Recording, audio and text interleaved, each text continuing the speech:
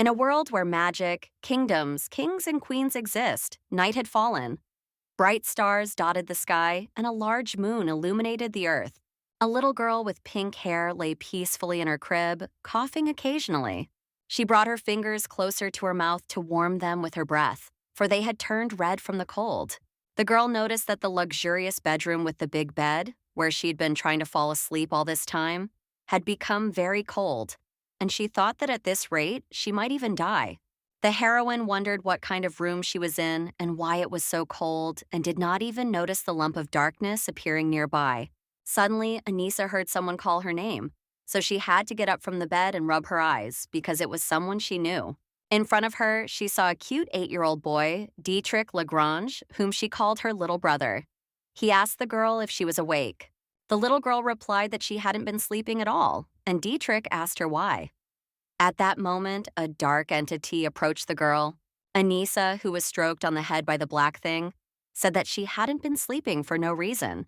Wondering why her brother could already control the shadow as if it were his own hands, the heroine asked the shadow to remove its hand from her, thinking that she knew that even if you are the strongest villain, being close to someone will change you. The reality in which this little girl lives is the world of a novel she read in her past life called The War of the Roses of Those Men. The boy in front of her is the only heir to his family, who got rid of the other candidates for power and has the right to take the place of the Duke. Also, before becoming a hero, he was sealed by the main character, Herman Euclid. This young boy in the novel is the villain. With his usual cold gaze, he asked his sister if they had come again. Anissa asked who he meant, thinking about how sorry she felt that her little brother had been sealed, but she felt that he was holding up well. Pretending to be innocent, the heroine thinks about how handsome her friend will be when he grows up. Not waiting for his sister's answer, Dietrich asked her not to worry about his question.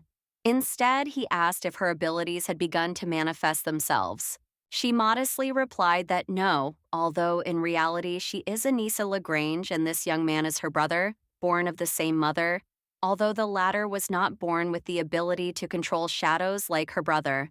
The little girl reached out to Dietrich and began to beg him for forgiveness, because in reality, she was not his sister. The main character was born into a clan that was not on the best of terms with the Lagrange family, the Euclid family. Therefore, the person who seals Dietrich is Herman Euclid, and she is the younger sister of the main character. The girl thinks that Herman also does not know about her, but she is the only one in her family which is under the patronage of the sun, who was not born with the power of the sun. When Anissa's mother saw her newborn daughter, she called the people who claimed that it was her child liars because it couldn't be true. When even her own mother rejected her, she was kidnapped by the Lagrange clan, but the Euclid family, for whom the girl was a thorn in their side, did not look for her. That's how the baby became the youngest daughter in the Lagrange family. And while she is in this terrible house, the only one she can trust is Dietrich.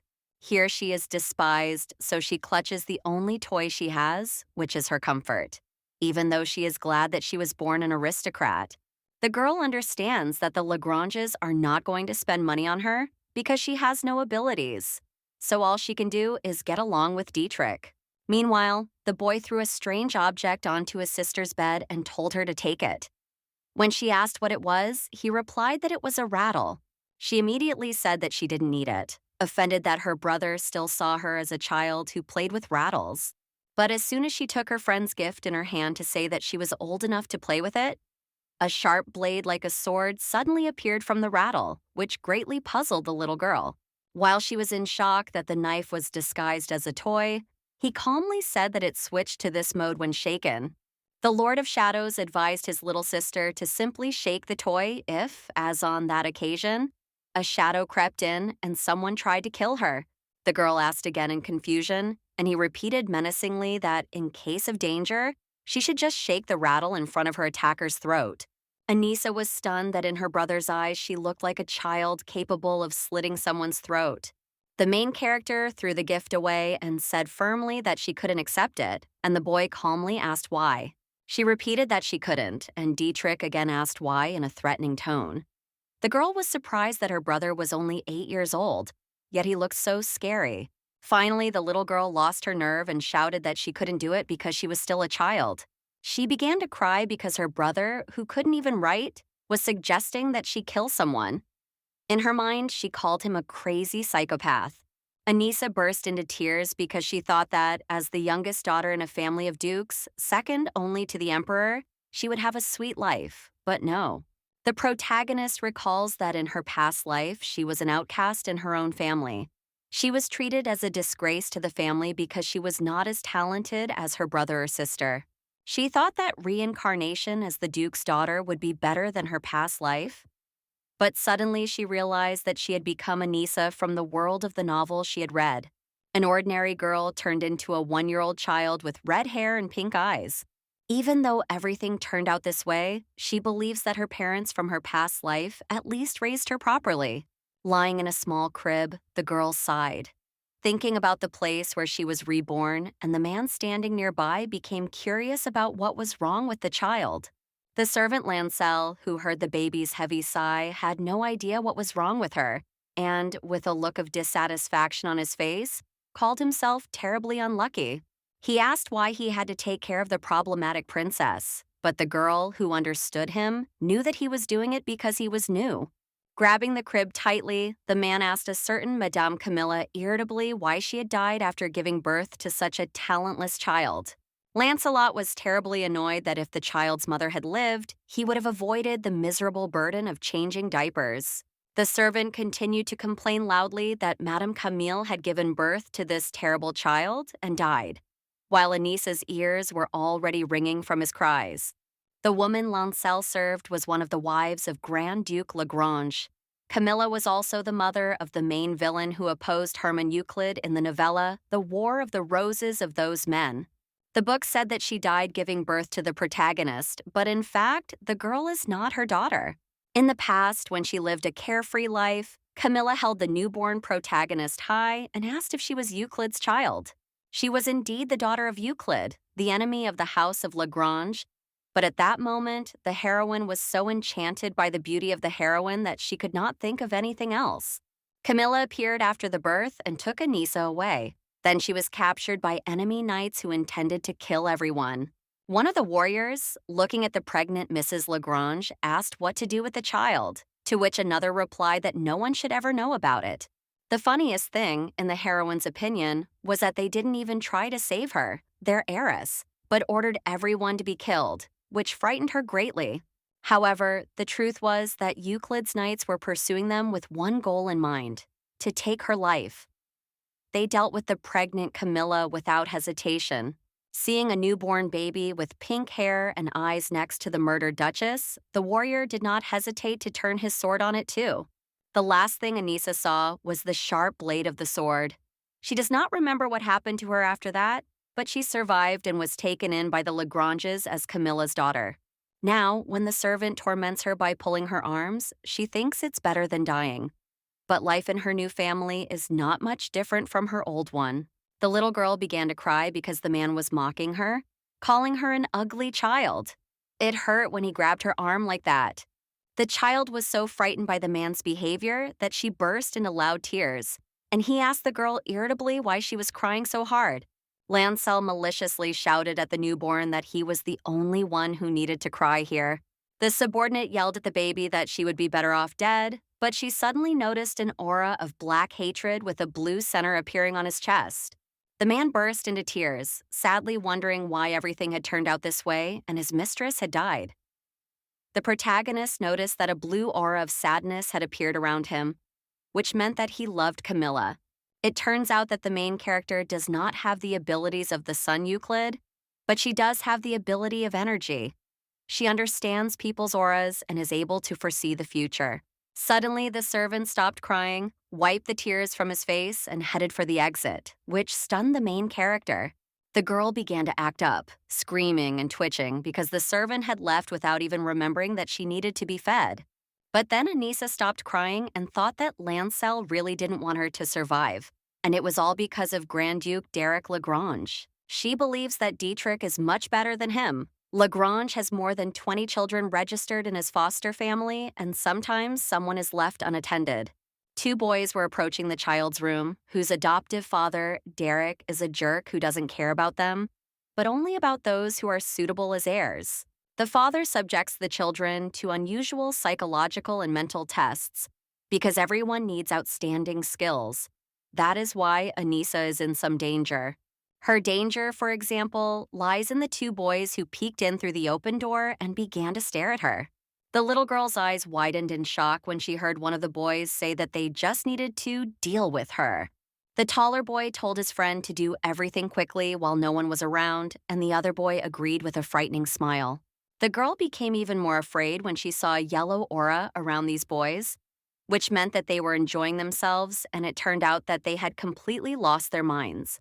The little girl felt increasingly uneasy because she knew that eliminating competitors was one of the many trials in the Lagrange family, and being a weak and defenseless child in such a place was the most dangerous thing.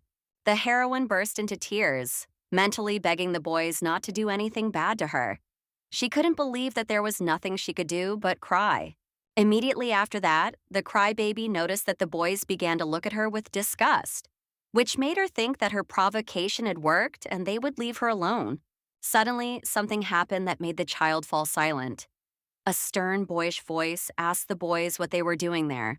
One of the bullies asked Dietrich not to interfere, and Anissa realized that they had stopped, not because they were moved by her sweet and desperate sobbing. But the suddenly appeared Lord of the Shadows did not comply with the boys' request, and again, with frightening calm, asked what they were doing there. The boys again asked him not to interfere in their affairs, and Anissa realized that this was the very Dietrich who would become the most powerful villain in the future. She continued to make the plaintive sounds that babies usually make when they cry, but in reality, she really wanted to see Dietrich's face. The girl was very angry that she couldn't get up because of her damn body, because her head was too heavy.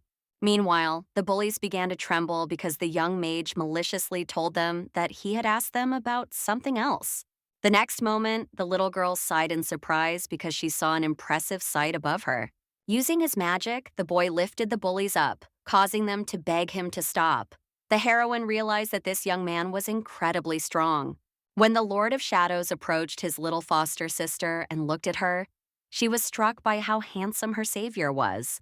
She couldn't even take her eyes off him, thinking that, as expected, the greatest villain's face simply glowed with magnificence. One of the robbers shouted a well-known fact to Dietrich: all newborns are victims of the heirs, so they should not be punished. He made a sly gesture with his fingers, feigning surprise that he was here and that this insolent fellow still dared to justify himself before him. As soon as the boy clenched his fist, his shadow power tightly embraced the two scoundrels. One of them admitted his mistake and said that he knew that this little girl was his sister. Hearing one of the boys call the main character his sister, Dietrich loosened his grip and waved his hand to weaken his power. At the will of the talented wizard, the bullies fell to the floor, and the magician himself asked if they thought he had stopped them only because the girl was his sister. He called his brother Galan's statement stupid, but Galan asked irritably why he was doing this then. Preparing to use his shadow magic again, Dietrich said that he did so only because there was a special condition in this game: to protect. Frightening clumps of shadow appeared around the two boys, forcing them to say that they were very sorry and that they did not know he was protecting her. The shadow ruler ordered the boys to leave the room if they understood everything correctly. Galan said fearfully that he understood perfectly well, then rushed towards the exit while his friend, unable to keep up with him, asked him to wait. Anissa, who had been watching this spectacle all along, thought admiringly about how a 6-year-old child could be so charismatic. The protagonist was convinced once again that this villain was the one she needed to stay close to in order to survive. In her mind, the girl enthusiastically decided that she would choose him and that she needed him to be her protector until she could escape from there. But while she was thinking about her plans, Dietrich clenched his fist again, leaving only a huge pool of blood from the two bullies who didn't even have time to run away from his brother. Anissa noticed that it had become very dark, which made her think that her brother had gotten rid of these guys, although she thought he would let them go. The heroine thought about how ruthless he was, when suddenly the Lord of the Shadows turned his cold gaze on her, and she realized that he was coming towards her. The little girl strained her memory and remembered that in the original work, it was Herman who used his younger sister, Anissa, not Dietrich. With a sparkle in her eyes, the child realized that this mean guy, no matter what he was like, was the only one she could trust. The little girl decided to make Dietrich her protector so that she could survive. And he would only find out who she was when war broke out. Then they would run away together. The main character began to make cute sounds, as if trying to say a word. She wants her brother to see her charm. But he only coldly asked the newborn what he was trying to tell him. Anissa is upset that none of her tricks are working. The boy tells his sister that she is noisy, and the heroine notices that since he entered the room, his aura has not changed and remains as gray as ever. The little girl wanted to touch her brother's hand, but as soon as she did, he immediately pulled his hand away and asked her what she was doing. Still smiling, Anissa was surprised that he wouldn't let her hold his hand. But if another child had been in her place, he would have cried. But the girl decides that she will not behave like that, but instead will make her protector feel the wonderful effect of touch. She finally touched the young gentleman's palm, guided by the fact that a salesperson who barely touches the buyer's hand when preparing the bill receives more tips.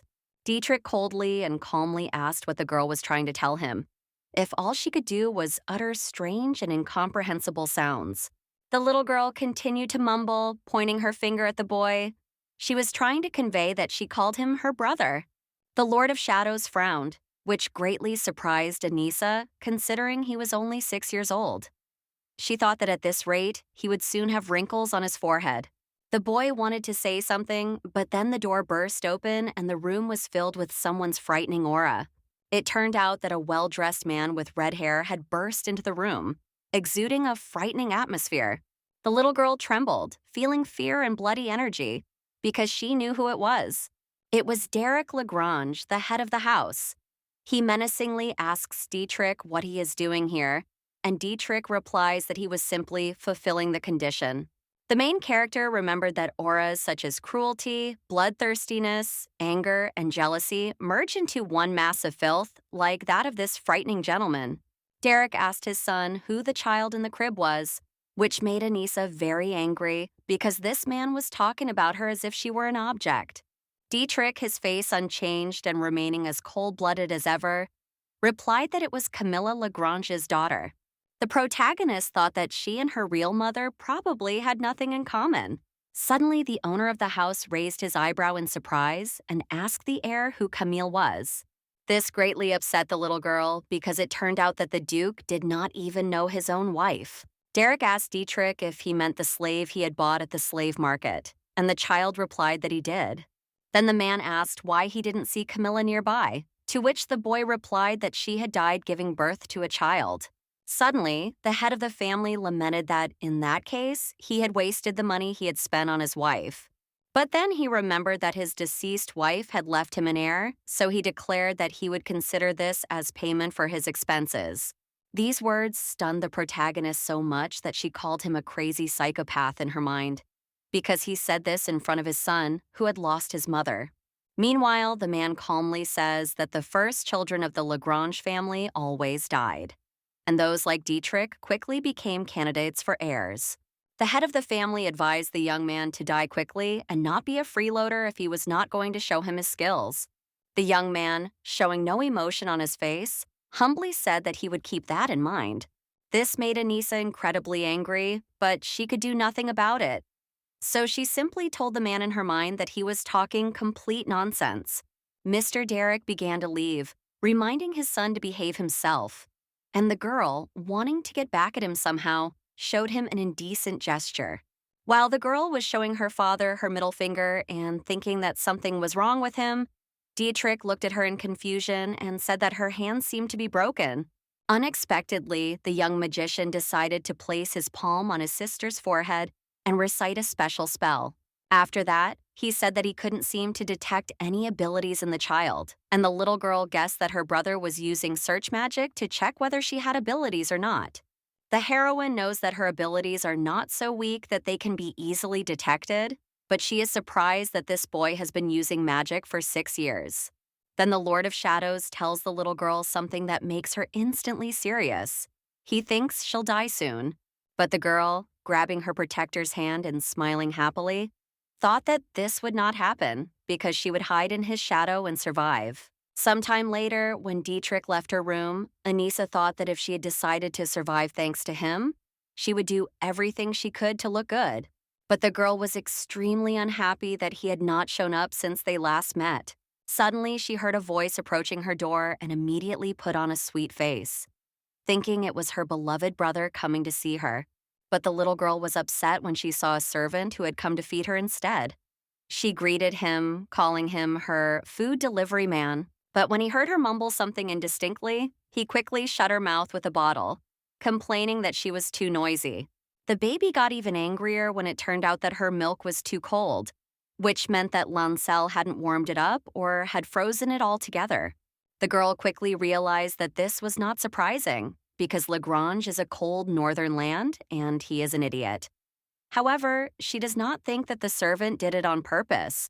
Meanwhile, the man is annoyed by how stubbornly the child drinks the formula. He tells her that life is cruel after all, and Anissa realizes that he did not warm it up on purpose. After feeding the baby, the servant lifted him up so that the food would go down properly, and the heroine promised herself that she would fire him as soon as she gained power.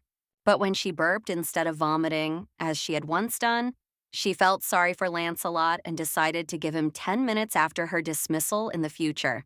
The baby smiled again and called her uncle a food delivery man, but in her mind she promised herself that one day he would regret tormenting her. Suddenly, the servant took the child by the hands to lift her up, saying that she must be bored lying in bed all day. Putting the little girl down on the floor, the man said that since he was very busy, he had to leave, so he would leave her there. Before leaving, the servant asked the child not to make a mess and to play quietly.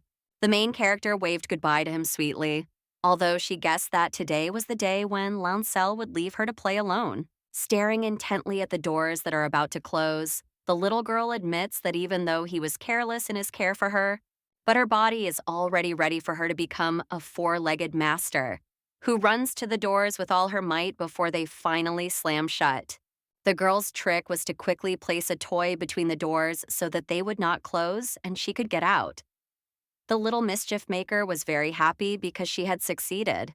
Leaving the room and entering the hallway, Anissa decided that now she had to find Dietrich, so she began to sniff around to find his aura. But she suddenly stopped because she caught herself feeling like a dog. Nevertheless, the protagonist realizes that if she follows the scent of his aura, she will arrive at the place where he has been locked up since childhood, the Garden of Wilted Roses. Walking through the quiet flower garden, the little girl realizes that this frightening place is indeed suitable for a villain. There, the detective found her protector, who was standing among the bushes with a shovel. She quickly crawled up to him and cheerfully called out to him. Suddenly, she saw another boy next to her brother, his whole body buried in the ground except for his head. Anissa thought he was being buried alive. The buried young man named Ulrich shouted at Dietrich to let him out, but Dietrich coldly reminded him that he had broken the rules of the game. Stunned by what was happening, the girl began to tug at her brother's clothes and call out to him to get his attention. When the boy finally asked her what she wanted, she mumbled something indistinctly, but in fact she asked him what he was doing. He picked up his sister and asked her again because he didn't understand anything, asking her to speak normally, like a human being. Anissa decided to show him her sweet and beautiful smile, but in reality, she was angry that Dietrich was demanding too much of her. Even though she couldn't pronounce words properly yet, she made a cute face, trying again to call him brother, but she didn't quite succeed. The Lord of Shadows did not react to the child's antics, but sighed heavily and continued to hold her in his arms. Then the main character, frowning slyly, thought that since her protector was holding her in his arms, she might have a chance for something. But then she was interrupted from her thoughts by Ulrich, who was buried in the ground and asked Dietrich irritably what he was staring at. The little girl was slightly embarrassed because she had already forgotten that there was another person here besides them.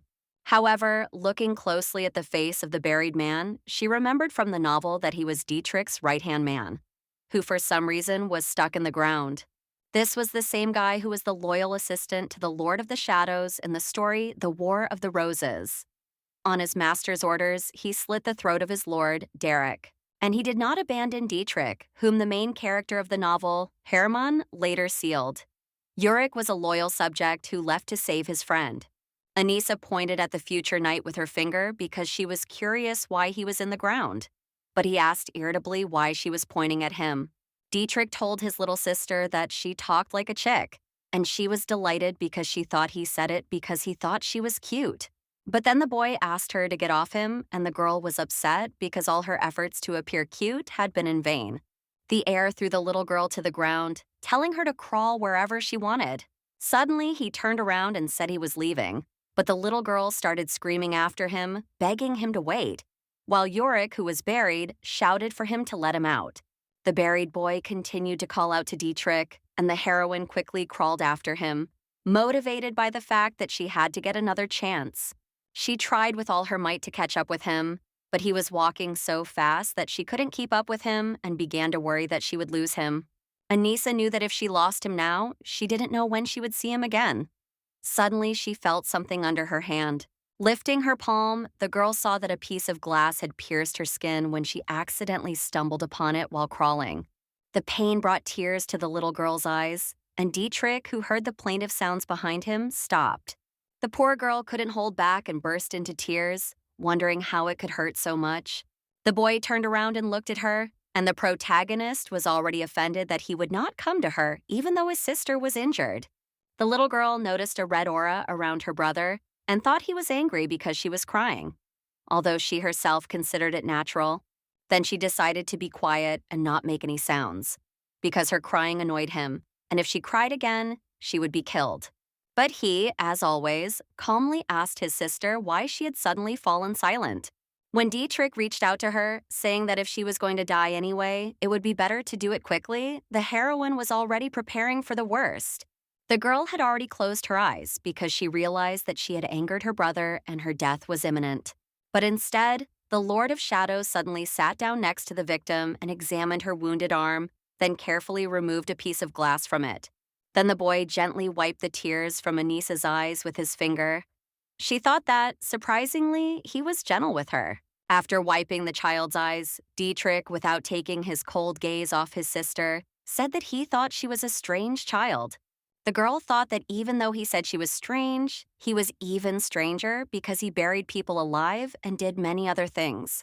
The young magician began to bandage the heroine's wound with a piece of cloth he found nearby, and Anissa thought that he did not look like someone who would become a villain in the future. When the wounded limb was bandaged, the girl felt pain again, but realized that if she cried in front of Dietrich again, he might get angry again. She reached out her hands to him and tried to call him brother, even though she realized that in her condition, it would be difficult for her to return to her room. Unexpectedly, without saying a word, the boy picked his sister up in his arms. She thought that she would not be surprised if he left her in that state. However, looking into the cold expression on her protector's face, she realized that he was softer than she had imagined. Dietrich walked toward the palace, and the heroine wondered in her mind how this child would become a ruthless and unyielding villain in the future. As she approached the building that all children were supposed to call home, the protagonist thought that Mr. Lagrange was too harsh on his children. Once inside the palace, Anissa realized something else she hadn't noticed before. It was empty, as if no one had ever been there. The Lord of Shadows approached the door and opened it, and the little girl guessed that their castle had become like this after Camilla died. Dietrich entered the room where the maid was busy with her chores. She calmly asked the gentleman what had happened. But when the boy said he had brought her a wounded child, the maid's face showed contempt and disgust. The woman, who clearly did not care about the health of someone else's child, asked what was so surprising about this, which greatly shocked the main character. She wondered why the servants hated them so much. The maid defiantly asked the boy what she should do with it, and Anissa thought that if Dietrich killed her, he would be excluded from the list of potential heirs. Unexpectedly, the young master gently placed his hand on his sister's back and politely asked the maid to heal her. But the servant, who thought that he had hit the girl, asked why he would attack a child and then ask her to treat him. While the maid was shocked that the girl dared to speak to the duke's son, the boy said that he had not harmed his sister. When the young wizard told her everything as it was, the maid grimaced in disgust, thinking that now the boy was also lying. Dietrich listened to the maid's words that he was the son of a slave, that everyone in the palace knew who he was, so he should not hide his true deceitful nature. The heroine's defender became even angrier when the servant asked why he was trying to hide his shame when he knew perfectly well what it was. The boy calmly says that glass is stuck in Anissa's hand, and if the wound is not disinfected and treated with ointment, it could fester. But the maid laughed and asked if it mattered whether the wound festered or not, since the girl would die sooner or later anyway. The little boy began to cry because he wants to live, and the maid added that there is no money in the palace of Georgian to buy medicine for them, and she doesn't have any either. The main character noticed that a red aura began to emanate from her brother, thanks to which she realized that he was really angry. Dietrich frowned and asked the girl if she thought he didn't know that she and Lancel were taking gold that should belong to the children. The girl proudly walked past the young gentleman and asked him not to accuse other people without any evidence, adding that, in the end, he should hide his vulgar character. The maid wanted to leave, but the shadow mage prevented her from closing the door behind her, thus stopping her. He asked her to give him the medicine and he would cure the child himself. She said fearfully that she had already said she had no medicine and no money for it, and Anissa, watching them, noticed something strange. The girl realized that the maid was trying to escape, closing the door with all her might. But Dietrich, who was holding her back with his hand, wouldn't let her do it. A plan formed in the little girl's head, so she quickly ran to her brother, grabbed his leg tightly with her hands, and began to pull him back. The door closed after all, and the young gentleman did not get what he wanted from the maid. Anissa was delighted that everything had worked out. Dietrich, frowning menacingly, asked his sister why she had stopped him, to which she replied that she thought he would have been hurt if she hadn't pulled him back. Hearing only childish giggles in response from the little girl, the boy asked her to forget what he had asked her, because she didn't understand what he was talking about anyway. The heroine continued to giggle sweetly, even though she felt that her brother was lonely. She felt that she should just smile, so she did. But this did not cheer up her friend. On the contrary, he told the girl that she looked like a fool. The protagonist began to cry out in dissatisfaction, trying to convey that she was not stupid, but he only sighed heavily as if the whole world was about to collapse. The protector picked up his little sister and left the room, asking her to behave herself. The little girl looked at the boy in confusion. She wondered where they were going. After a while, Dietrich came into an empty room and put the child on the bed, then began rummaging through the nightstand next to it. Anissa guessed that she was in his private room. The young man took out a bottle with some kind of liquid, and the little girl was surprised at how dusty everything was and that his living conditions were even worse than hers. Sitting down next to the baby with the bottle and a piece of cloth in his hands, the defender admitted that he had never treated anyone before. As he prepared to bandage her unfortunate wound, Dietrich asked her not to cry, even if it hurt, because he didn't like it when people cried. In her mind, the heroine declared that he was asking her to do the impossible and that she would not be to blame if she cried again from the pain. Nevertheless, she tried to hold on. When the Lord of Shadows began to pour a special liquid on the girl's wound, she immediately closed her eyes because she felt intense pain. She couldn't hold back and burst into tears. Anissa thinks that even though these were tears she couldn't hold back, she was afraid that Dietrich's aura would turn red. However, to her surprise, he just looked at her silently with his coal-black eyes. At that moment, although the girl did not see a sad blue color in her brother's aura, for some reason she felt a slight melancholy on his face. The next day, the protagonist wakes up in her room to the beautiful chirping of birds outside the window. Looking at her bandaged arm, she assumed that her protector had probably finished treating her. The little girl thought he was very diligent. The little girl thought that whatever that liquid was, it didn't hurt as much as yesterday. But now she realized that the situation was worse than she thought. Dietrich was a candidate for heir, but his situation was no different from hers. He had no support from Yurik, so all the children despised him. Anissa did not think he received any financial support. Lancel and the maid's salaries are definitely lower than those of other palace servants, so they have no choice but to work and harbor their discontent. Still, the little girl believes that children should not be treated so badly because they are the future of the world. At that moment, the butler Lancel enters the room and the little girl is very happy to see him and calls him, as usual, the food delivery man. The man, noticing the child's bandaged hand, first asked what had happened to it, but then said that everything was fine as long as she didn't die. The little girl was angry that this was all he could say about her injury. She wanted him to take care of her, so she hinted that he should start feeding her. Suddenly, a black aura began to emanate from the servant, and he wondered why he should care whether the baby was hungry or not. The little girl was very frightened by the sudden change in Lancelot's mood, who began to scream hysterically that it was Anissa who had killed Lady Camilla. The man began to mutter under his breath that if it weren't for the birth of this girl, his mistress would still be alive, and the heroine began to wave her arms intensely. She did this to make the evil servant's aura turn white because, as she remembered, this was how Anissa purified people's auras in the original novel. Very quickly, Lancel's energy began to dissipate, and he began to talk about how the newborn child was innocent, and the girl realized that she had succeeded. The man began to feed the girl as if nothing had happened, and the protagonist remembered that she had to purify him every time he came to her. She is again dissatisfied that he did not warm the milk. He began to talk about how he had hoped that the situation in the palace would improve when Dietrich became a candidate for heir, but that did not happen. The subordinate suggested aloud that he should leave because his salary here was very small, and the heroine was secretly delighted and fervently supported his decision. But when the food delivery man said that the young master had not been fed for a long time, but he thought he was still alive, the heroine choked with anger. The man lifted the child so he could cough and advised him to drink more slowly. But Anissa was shocked by what he had just blurted out. Lancel muttered that he didn't think Jennings cared about Dietrich, since there weren't even any breadcrumbs in the kitchen, and it was strange that the boy was still alive. The little girl began to scream indignantly that the butler seemed to think that only she needed to be fed, and the servant asked Her Highness to be quiet. The main character was shocked to learn that he was starving a 6-year-old child, and the degree of madness in this house was simply astonishing. Suddenly, Lancel said that he was hungry, so he would leave the little one alone.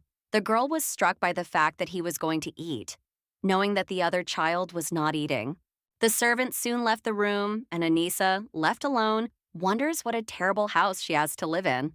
She realized that this upset her greatly, and that if the main character, Hermann, had grown up in such a house, he would also have become a villain. Suddenly, the girl, grabbing her bottle of milk, resolutely climbs out of bed because she has made a decision. Once on the floor, she sets herself a goal, like a superhero, to take care of Dietrich's food herself. Determined to succeed, the protagonist puts her bottle in her pocket and starts crawling, thinking that she needs to feed her brother as soon as possible. But before that, noticing a mirror on the table, she wondered if she should look at herself. And if she tried hard enough, she might be able to reach it. Heading toward her goal, Anissa remembered that the novel said she was beautiful, but Lancel called her an ugly child every day, so she believed that she was not cute to Dietrich either. The child confidently reached for the mirror because now her body could walk and stand a little. She was very close to reaching the desired object with her hand. The girl managed to do what she had planned. She hooked her fingers under the mirror and dropped it on the floor, which frightened her a little.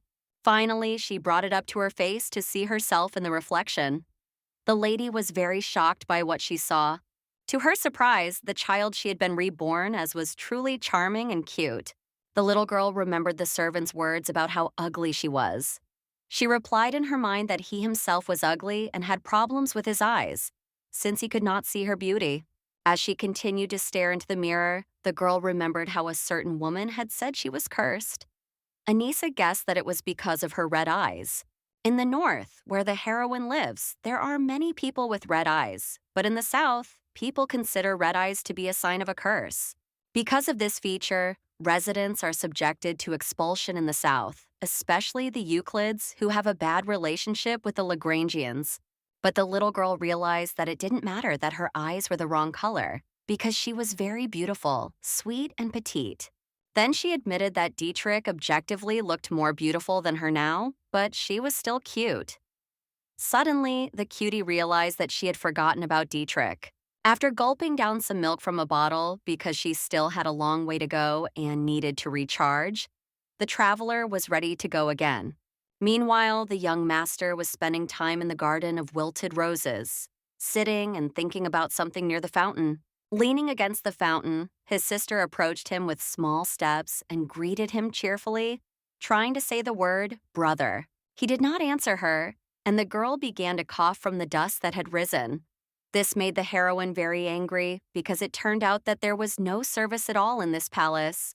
Dietrich silently picked up the little girl and sat her down on the edge of the fountain next to him. The boy asked his sister why she had come here, to which she only made a childish face.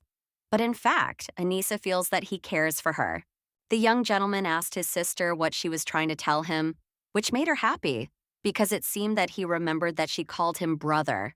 The Lord of Shadows asked the girl in bewilderment why she was smiling so strangely, but she suddenly handed her protector a bottle of milk.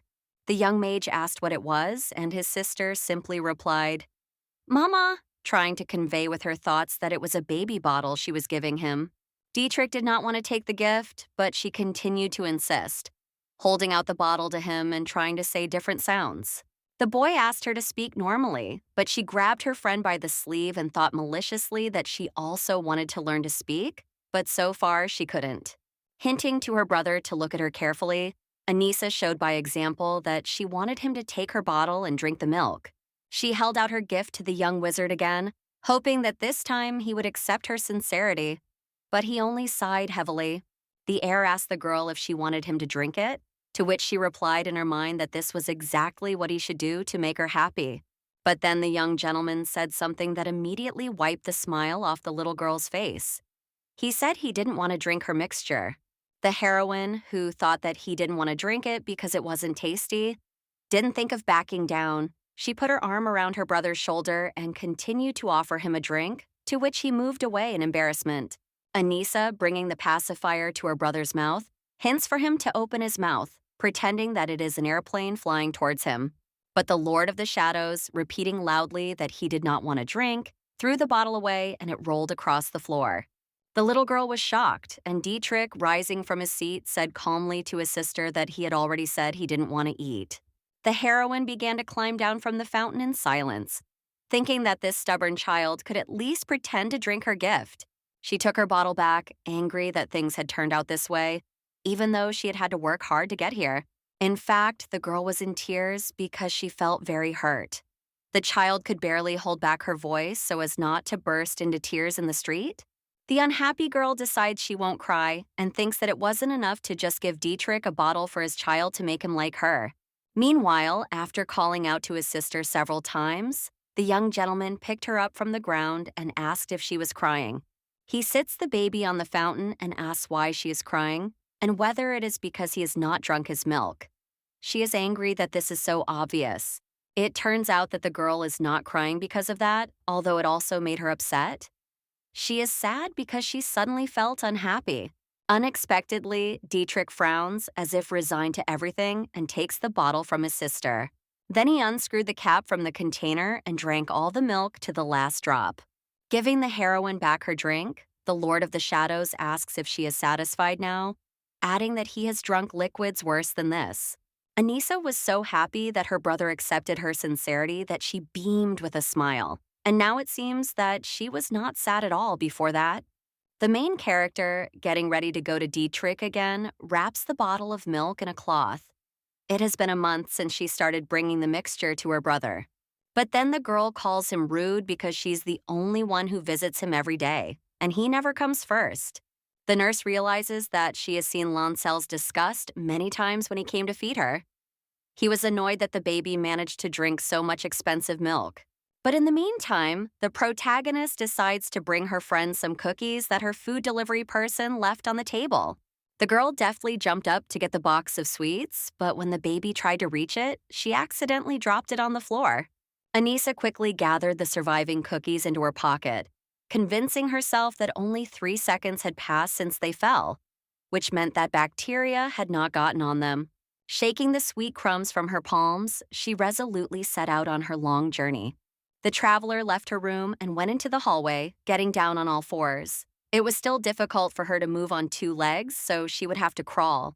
Suddenly, she heard footsteps approaching, and when she looked back, she saw a boy in front of her. It turned out to be the same gentleman the little girl had first met when he was buried in the ground. He was interested in whether she was the same child. The little girl did not answer, but only stared at the new person in confusion, wondering what Yurik was doing here in Georgian's palace. The boy picked up the little girl and said that he had heard that she was Dietrich's real younger sister. The heroine began to struggle to be released, but Yurik, noticing the baby's pockets stuffed with cookies, asked where she was going with all that luggage, because it was strange that she was walking around here alone. Anissa noticed that the boy's aura had turned red, which made her realize that she had to be careful because he was not yet under Dietrich's control. Looking at the blonde boy, she swallowed nervously, and even though his aura was not completely red, she felt a certain hostility. Suddenly, Yurik, continuing to walk down the corridor with the child in his arms, told the girl that he would take her hostage and threaten his rival. The little girl thought it was a great pity, and it seemed that he didn't know Dietrich very well either. She was sure that his threats would not work if he used her. The nanny suddenly decided that it would be even more convenient for her to go to her brother like this. So she relaxed in the boy's arms and let him carry her. Yurik was very surprised by the child's behavior. He asked her if she was afraid of him. She smiled and nodded because she had been through the main villain of the future and other children who had tried to kill her. So she was not afraid of him at all. A blush appeared on the young gentleman's face. He shyly called the heroine a strange child. He continued walking, and Anissa got angry at him for not telling her that she was cute. Then the girl thought that now they were on the same side, and nothing would prevent him from seeing her in a good light. The little girl decided to treat her new friend to some cookies, but he was so surprised that he asked if she was giving him the sweets. The blush on Yurik's cheeks grew even stronger, and his aura turned a beautiful yellow color. He took the treat, shyly thanking the little girl. The little lady, noticing how much he enjoyed the first bites of the sweet treat, was surprised at how much he wanted what the servants were eating. But suddenly, the blonde man froze for a second and then abruptly spat out everything he had managed to put in his mouth. The child was very surprised and frightened by this suddenness. Anissa began to make sounds of indignation, unhappy that he had spit out the cookie she had worked so hard to obtain. The young gentleman, examining the treat, suggested that it was poisoned, and the little girl thought he was so ungrateful that he dared to suspect something. Yurik accused the little girl of slipping him a poisoned cookie, because otherwise she wouldn't have offered it to him. As proof, the boy pointed out that she was the younger sister of his enemy. And the heroine, rummaging in her pocket, thought about how he had once been deceived in this way. To prove to the young man that the sweets were not poisoned, the protagonist took out another cookie and boldly took a bite, causing him to be stunned. The heroine gave her friend a determined look so that he would finally understand that there was nothing wrong with these cookies. But he began to persuade the girl to spit out the cookie, thinking that she would be poisoned. Anissa assumes that this guy does not trust people completely.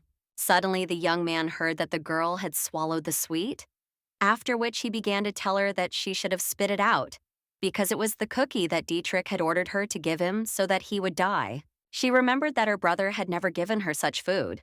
And Yurik suddenly suggested that his rival had planned this turn of events.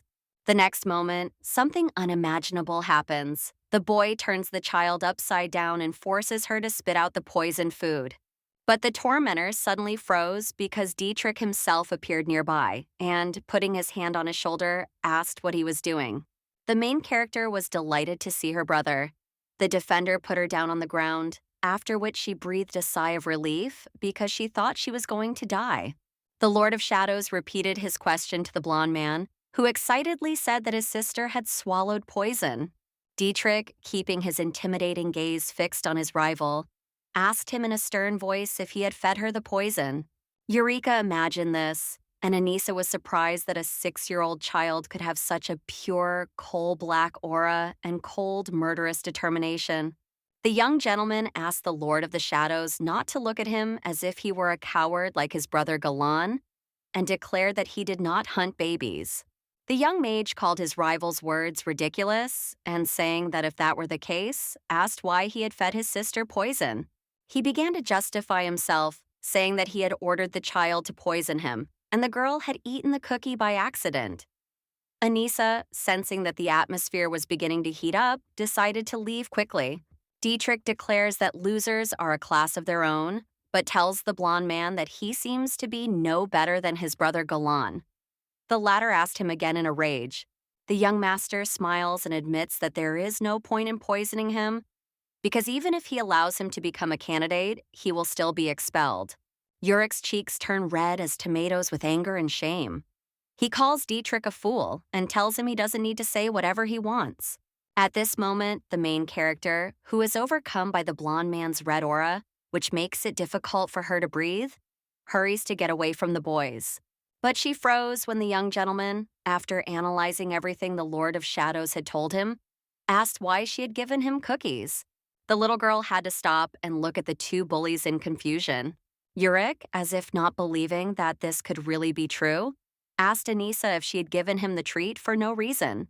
She was embarrassed and, like all babies, made an incomprehensible sound that actually meant yes.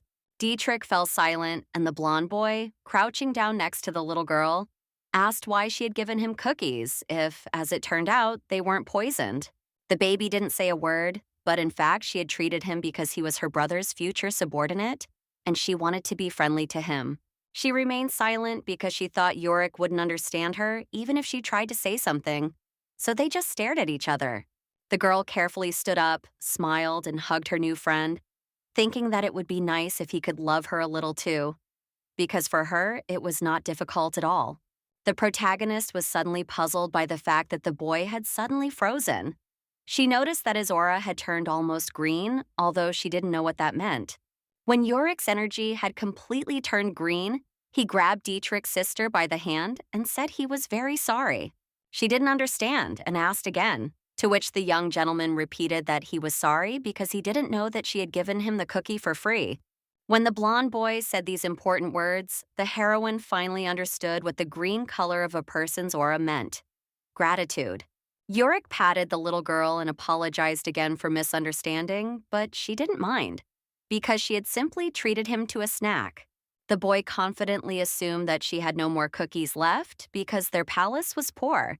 Since only miserable slaves lived there, this hurt Anissa a little. Then he apologized for spitting out her precious cookies because of the misunderstanding. She thought that his apologies were truly sincere. The little girl decided that she would forget how he had turned her upside down and shaken her. She shook his hand and nodded, letting him know that she had forgiven him too. The girl wondered if Yorick's personality had always been like that, because in the novel, he was a minor character and did not appear often. Suddenly, her brother picked her up and sternly asked his rival why he was in the so-called pitiful Georgian palace. The magician's sister became alert because she heard anger in his voice.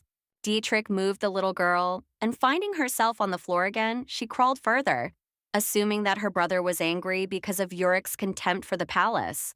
Stamping his foot in irritation, he said that he had come to challenge him again in the game he had failed to win last time. Anissa immediately guessed what game her new friend had lost. She believed the results were more than obvious. Meanwhile, Dietrich, smiling slyly, asked his rival if he wanted to be buried alive again. The blonde man's face reddened when the Lord of Shadows laughed and said that he seemed to have rather specific preferences.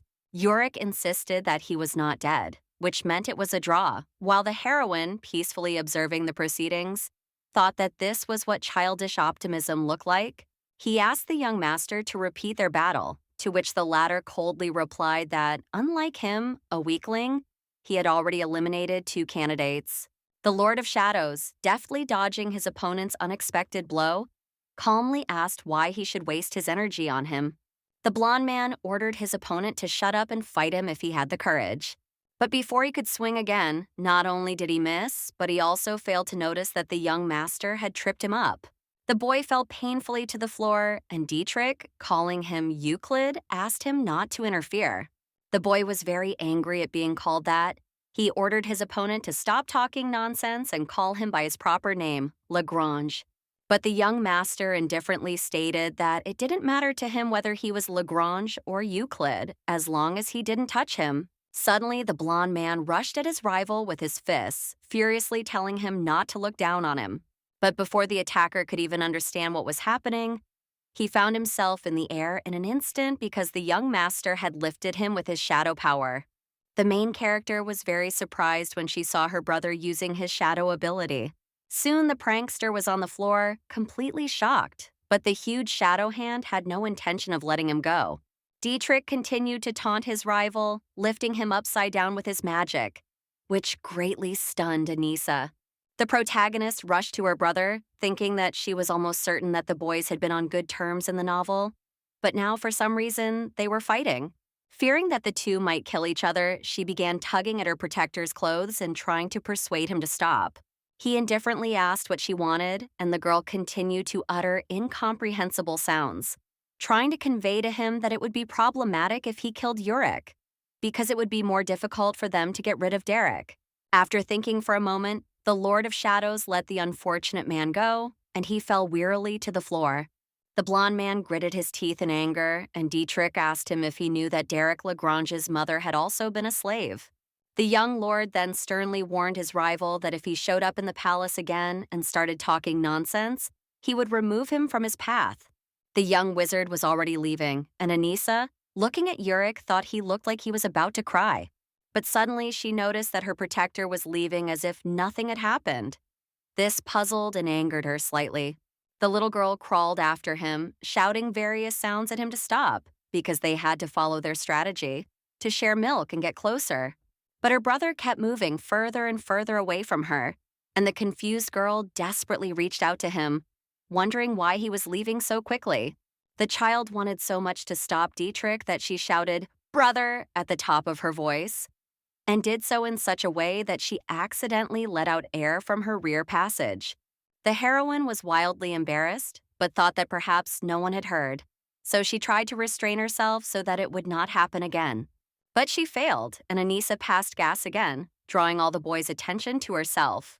The little girl was so ashamed that she bowed her head in horror, and in her heart she was ready to cry and sink into the ground forever. She clasped her hands together and began to beg God, if he still existed, to protect the dignity of this child into whom she had been reborn. Stinky heard her brother sigh heavily, and she felt even more ashamed that he had apparently heard everything. Yurik asked his rival what his sister was doing, while Dietrich asked the girl what she was doing there. She realized that it was driving her crazy. Embarrassed, she covered her flushed face and hoped that they would leave soon, because the game was over. But Dietrich approached her, picked her up, and asked her to stand up and not lie on the floor. But Anissa, who was still ashamed, begged her brother in her mind to put her down and just leave. The Lord of Shadows thought for a moment, then said that it was good that at least there was no smell, and then offered to change his sister's diaper. This upset the little girl so much that she began to struggle, and the boy asked why she was struggling and whether it was because she didn't want him to do it. The young gentleman said that in that case, she would stink. His words made the little one blush and get even angrier. In her mind, Anissa called Dietrich an ungrateful brother because she even brought him milk. But in the meantime, he asked his sister what was on her shoulder. After examining the girl's luggage more closely, the young master realized that she had brought him milk again. He asked if she wanted him to drink it. She nodded, which meant she agreed. Then the Lord of the Shadows asked if she had come to share the milk with him, to which she replied in the negative. The young master said that even if that wasn't the case, she had shared cookies with Yurik. Turning to his sister, Dietrich bowed his head sweetly and asked her if there were any cookies for him too. The little girl couldn't believe that this cold-blooded child was also offended by her. Despite this, she prepared to get him a sweet treat, thinking that since the boy was looking at her so sweetly, she couldn't help but treat him. The girl was only able to get the remaining sweet crumbs out of her pocket. Anissa was embarrassed again and continued to rummage through her luggage, thinking that she had probably dropped all the cookies on her way here. Realizing that she had no other choice, the main character held out the bottle of milk she had left. Dietrich suddenly froze, not saying a word, and the girl began to shake the bottle in front of his face, hinting that he should take it. She was shocked at how inconsistent her brother was.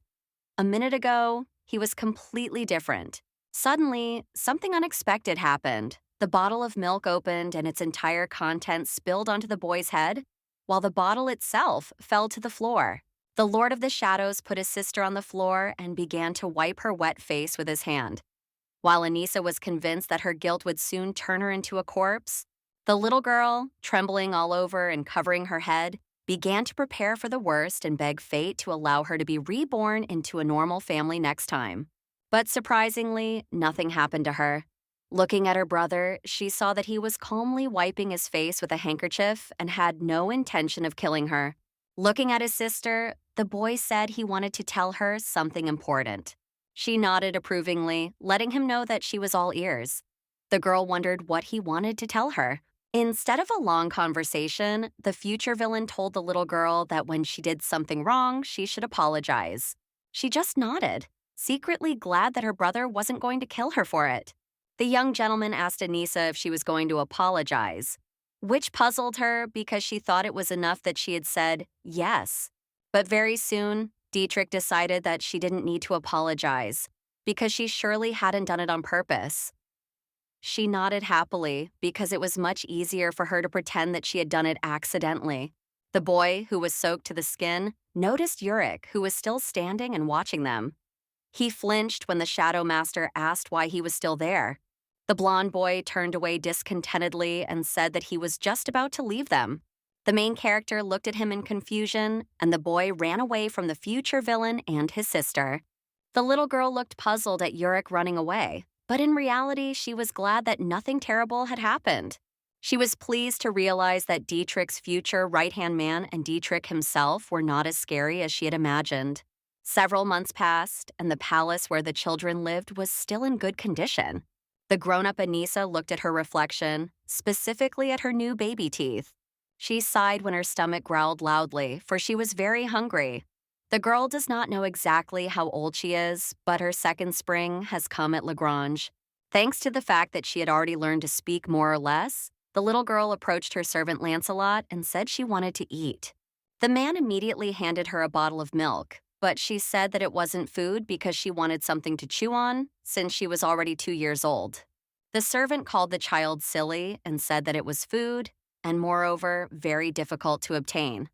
Lying down on the sofa, he said that he was very tired and was going to take a nap. Anissa drank the mixture anyway, but was unhappy that she had told the servant many times that it wasn't enough to fill her up, but he didn't seem to care. The girl became even more angry when she realized that Lancel had fallen asleep so quickly because he had overeaten. He did not wake up even when he was hit on the forehead. Leaving the empty bottle on the servant's head, the heroine decided that she had no choice but to go to the kitchen herself today. As soon as she reached the kitchen door, she looked around carefully and realized that there was no one else in the room. Attracted by the appetizing smell, the little girl found some candy in the cupboard that Lancel had left there to eat later. Opening the jar of sweets, she thinks that adults are very petty because she will be able to eat them before the servant arrives.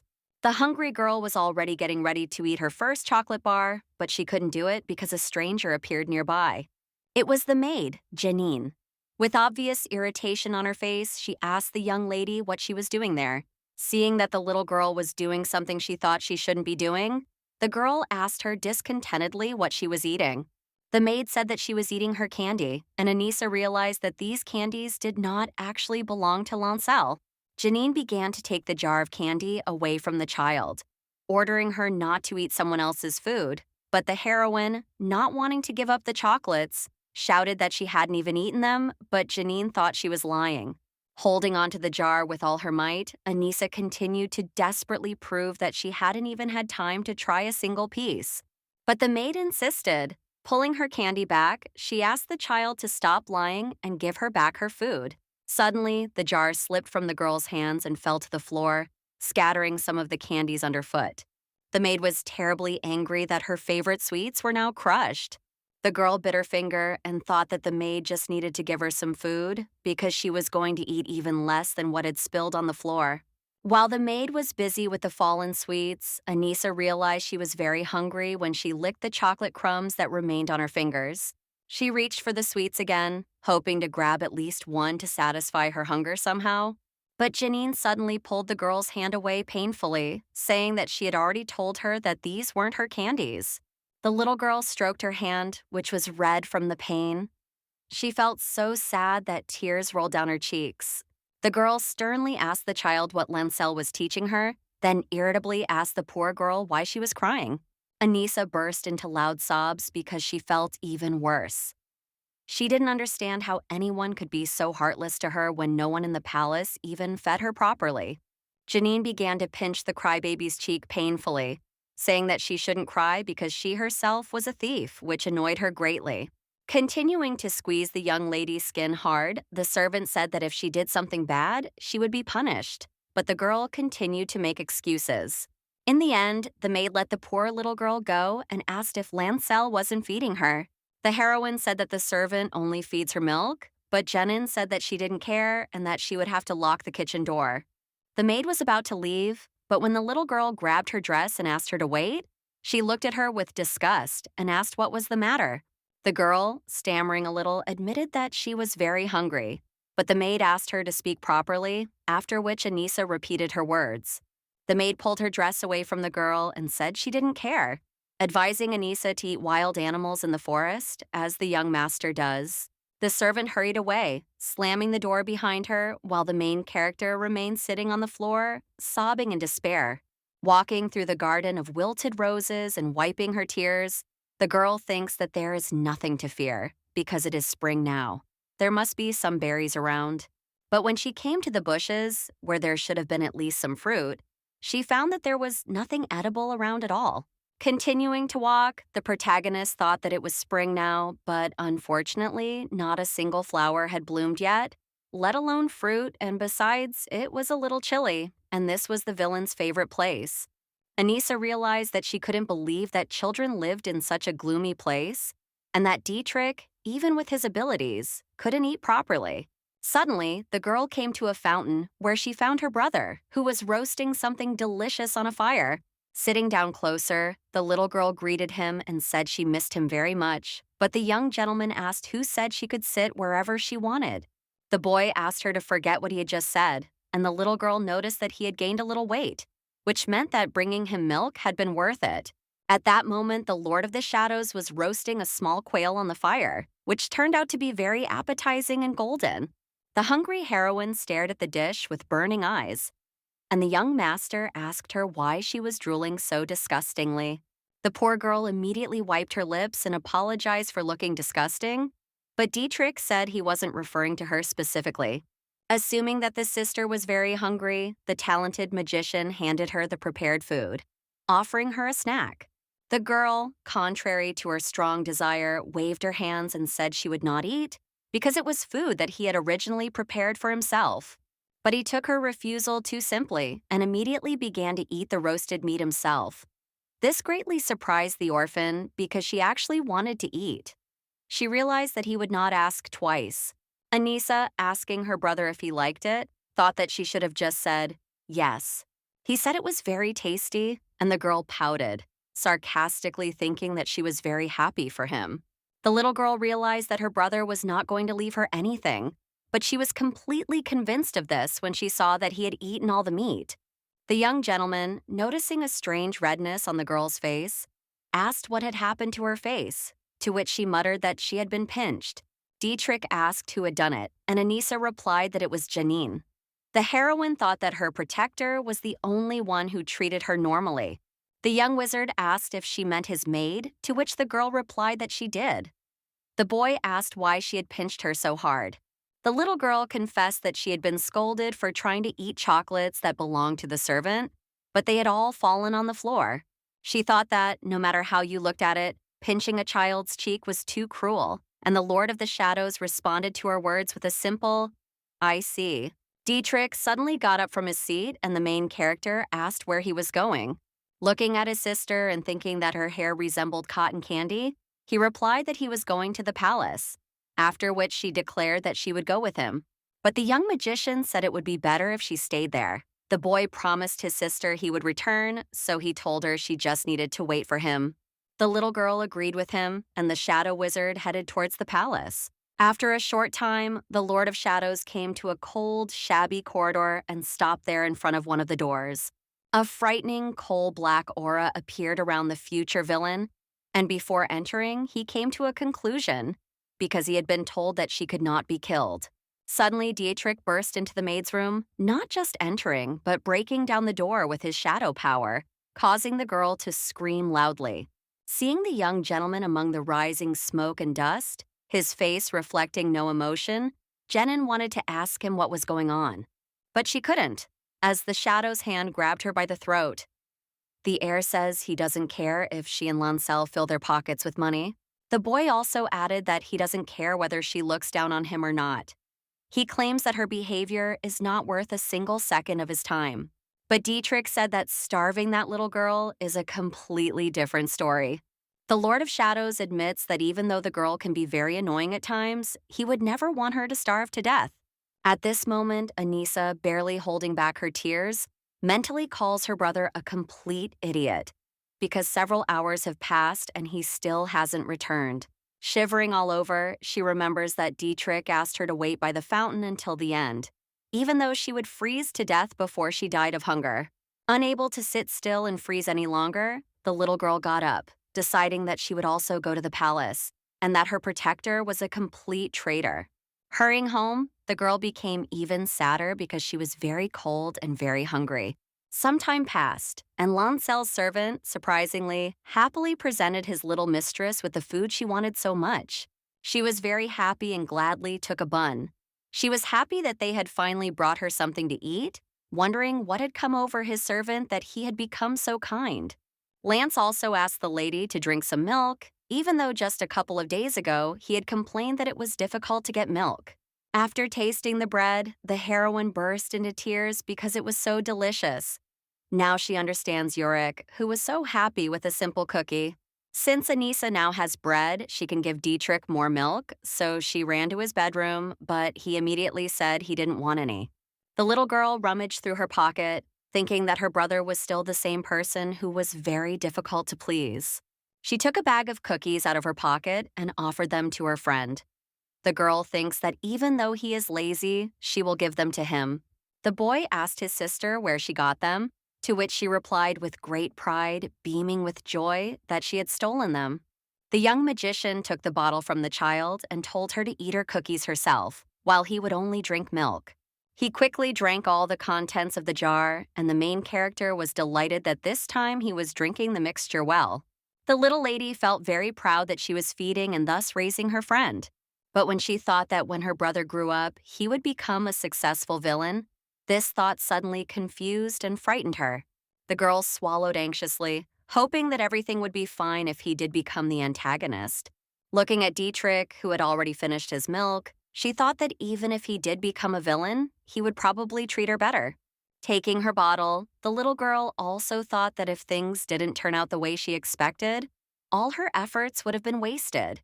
Having treated her brother to milk as she wanted, Anissa said goodbye to him and was about to leave, but suddenly heard the Lord of Shadows call her modestly.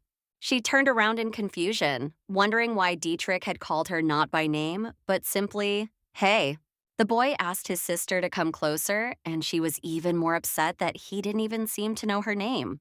Running back to her protector, the protagonist says that her name is Anissa, but for some reason, he did not immediately understand what she meant.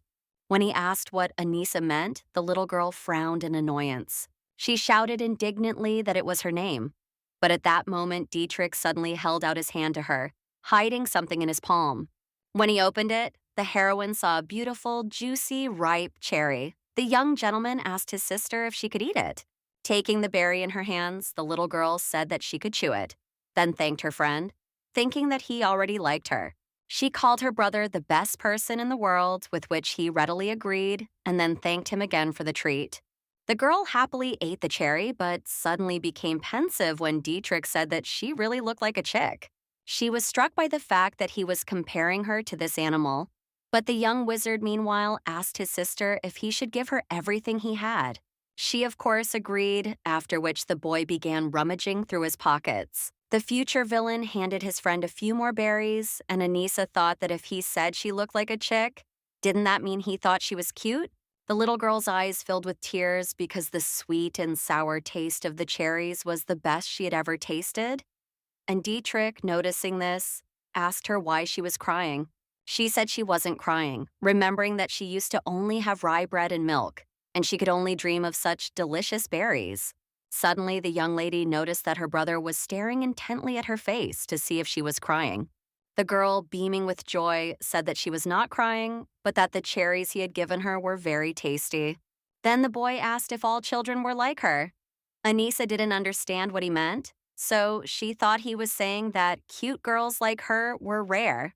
Looking at the heir's pensive face, she had already thought that he was really attracted to her cuteness. Suddenly, the boy said that he couldn't answer that question because all children except her were dead. The heroine was shocked that he had brought this up. The lady smiled and tried to jump onto her brother's bed, pretending that she hadn't just heard anything disgusting. But she couldn't jump onto the bed right away because it was too high for her height. The poor girl was left hanging on the edge, about to fall. Everything turned out fine for her when Dietrich grabbed her by her clothes and put her on the bed himself. The little girl felt very grateful to him for this and assumed that he was now kind to her in his own way. She happily snuggled closer to her protector. This is called the mirror exposure effect. When people are naturally attracted to others they encounter frequently. The heroine is proud that when Lancel wasn't watching her, she came to her brother and stayed close to him, which resulted in the sticky effect. Dite was already beginning to think that the moment had come when she could admit that all her efforts had not been in vain. But the boy suddenly moved away from her in irritation. Not thinking of backing down, the protagonist clung to Dietrich, smiling and thanking him for his hospitality, but he just asked her to leave quickly. As usual, omitting some letters in her words, she thanked him again, especially for the cherries, and confessed that she liked him. While Anissa couldn't believe that the future villain had picked berries especially for her, the Lord of Shadows asked her once again to leave him alone. He wanted to push his sister away with his hand, but she hugged him, thinking that it was nicer to see a bad child doing a good deed than one who was inherently good. The little girl began to repeat how much she liked her brother, but he indifferently said that he didn't care. Anissa thought that he couldn't be so cold because his bones would freeze, and she still marveled at how cute she was when she looked in the mirror. While the young lady was wondering why he didn't think she was cute and whether it was because they didn't look alike, Dietrich asked if she wanted more cherries. She happily agreed, thinking that if the heir was now offering her food like this, it was already a big step forward. While her sister was eating the berries, laughing cheerfully, the boy said that she had a good appetite. Suddenly, her brother's words made the heroine flinch. He said that he had taken these cherries from another palace and they were apparently not poisoned. The little girl, completely shocked by what her brother had said, asked him fearfully if he had given her poisoned food. He replied with surprising calmness that he did not know, and Anissa thought what a despicable person he was. She was so stunned that she just stood there trembling silently, amazed at what an ungrateful scoundrel this boy was. She wanted him to give her back all the milk she had brought him. The lady recalls that among the Lagrange heirs there is only one rule. Do not kill servants, which means that methods of killing competitors need not be concealed. Looking fearfully at the cherries, she realizes that breaking into another palace and poisoning food is a common occurrence. It happens about 3 to 4 times a week. The protagonist closed her eyes because she thought that the food was really poisoned and she would soon die. But suddenly she hears her brother laughing. This angers her greatly because he dares to laugh even when she thinks she is about to die. Smiling slightly, Dietrich reassured his sister that everything was fine because the game of kill your brothers was over, and all the candidates knew that he would not die from the poison. The main character was embarrassed that he was talking about it, laughing as if it were nothing at all. Thanks to the novel, Anissa remembered that the reason her brother was immune to poisons was because his mother, Camilla, poisoned him every day. She also remembers that it was such a strange family tradition that she felt nauseous just reading about it in the book. Suddenly, a maid whom the girl called simply Mevin enters the room. The girl is surprised to find the young lady here again. The little girl happily threw herself into the maid's arms because she had come to play with her, but Mevin said that if she ran like that, she would fall and hurt herself. The maid asked the lady how she could be so beautiful, to which she replied that she also liked her nanny. They talked about whether the child had come here on her own, and Anissa said yes. The maid complained about Lancel, who was busy with something unknown at that moment, while Dietrich quietly watched them. Hugging her beloved maid, the girl glanced at her brother, and for some reason it seemed to her that she could feel his cold gaze. But when he turned away, she thought that she had probably imagined it, because his aura remained the same as always, calm and gray. Mevin offered to take the young lady to her room, and she agreed. In fact, this girl's name is Marilyn, but the heroine cannot pronounce her name properly. She is the first adult Anissa has become attached to. Waving goodbye to the heir, she couldn't believe that such a good servant as Mevin had replaced Janine, who had disappeared in an instant. Although the little girl said goodbye to her brother, he did not react. The maid laughed and told the young master that she would take the lady away and come back. The heroine mentally called Dietrich a fool, joking that she didn't care about him because she had a loving servant with whom she had left his room. Some time passed. The cheerful heroine ran up to the Lord of the Shadows, who was spending time by the fountain as usual, and called out to him. But the girl suddenly froze because her brother began to correct the way she pronounced his name. She repeated his name as she usually pronounced it, but each time he corrected her. The lady does not understand what has suddenly come over him. No matter how wrong Anissa pronounced the words, she still decided to tell her friend what was bothering her so much. Her beloved Mevin had gone somewhere. The heroine asked where her servant had gone, but the boy asked which one. And she, mispronouncing her words, said she meant his subordinate, but then realized that he was teasing her on purpose. The girl said that she missed the maid very much. She realizes that Dietrich and Marilyn are the only ones who communicate with her in this palace. The protagonist is pleased that her beloved nanny considers her beautiful, unlike her brother, although she is also comforted by the fact that he no longer ignores her as he used to. The Lord of Shadows never seeks out his sister, as the maid does, to read her fairy tales, play with dolls, or tell her stories. The little girl decided that she needed to learn about the world, for example, to find out more about other families or the legend of the Shadow Devil, because she was very curious about it. The young magician asked the little girl not to cry about it, but she said she wasn't crying. She thought her brother thought she was a crybaby. Dietrich asked why she liked that maid so much, to which the little girl replied that she read books to her and told her stories. The boy thought about something, then said that she seemed to be missing toys. The heroine thought that this wasn't what she meant, but the Lord of Shadows had already begun to summon someone with his magic. The child was very surprised when she saw a huge halo appear on the ground, which foreshadowed the appearance of something otherworldly. A large black arc-shaped demon emerged from the portal and asked the young master if he had summoned him. The boy said yes, and the girl guessed that Baal was the king of demons from the novel. The entity asked its master why he had summoned it, to which he ordered it to play with his sister. The demon did not immediately understand what was going on. Dietrich repeated his order, and Anissa was struck by the fact that he was asking the king of demons himself to play with her, even though the latter was still nervous around him. The spirit asked if he wanted him to relieve the young lady of her boredom, to which he replied yes. The girl was even more shocked because she did not want this. The spirit said he understood his task, then approached the child, but the little girl was very frightened because the demon exuded an aura of death. But suddenly, a black rattle appeared in the spirit's hand, and he asked if he should shake it. Without waiting for an answer, the demon began to dance with the rattles. But the protagonist thought that, even though he had asked, he had begun to shake the toy as he pleased. Anissa was torn between two feelings. She was scared, but at the same time, for some reason, she liked the rhythm made by the juggler. She tried her best not to show her admiration to everyone, but she failed because she burst out laughing, and Dietrich smiled contentedly. A few hours later, the main character is shocked by what Lancel told her. The girl furiously asks why her beloved servant Mevin was fired, to which the man replies that he knows nothing more. Since Anissa was born, this girl was the first adult who treated her well. Lance asks why she is so upset, because she is just a maid, but she maliciously calls him an idiot. The subordinate is stunned that the young heiress called him an idiot. He asks the young lady to repeat what she just said. The heroine, not hiding her raging anger, shouted that he was a complete idiot and a fool. He sighed deeply and asked what he should do now, because he was such a fool that he had forgotten to order food for Her Highness today.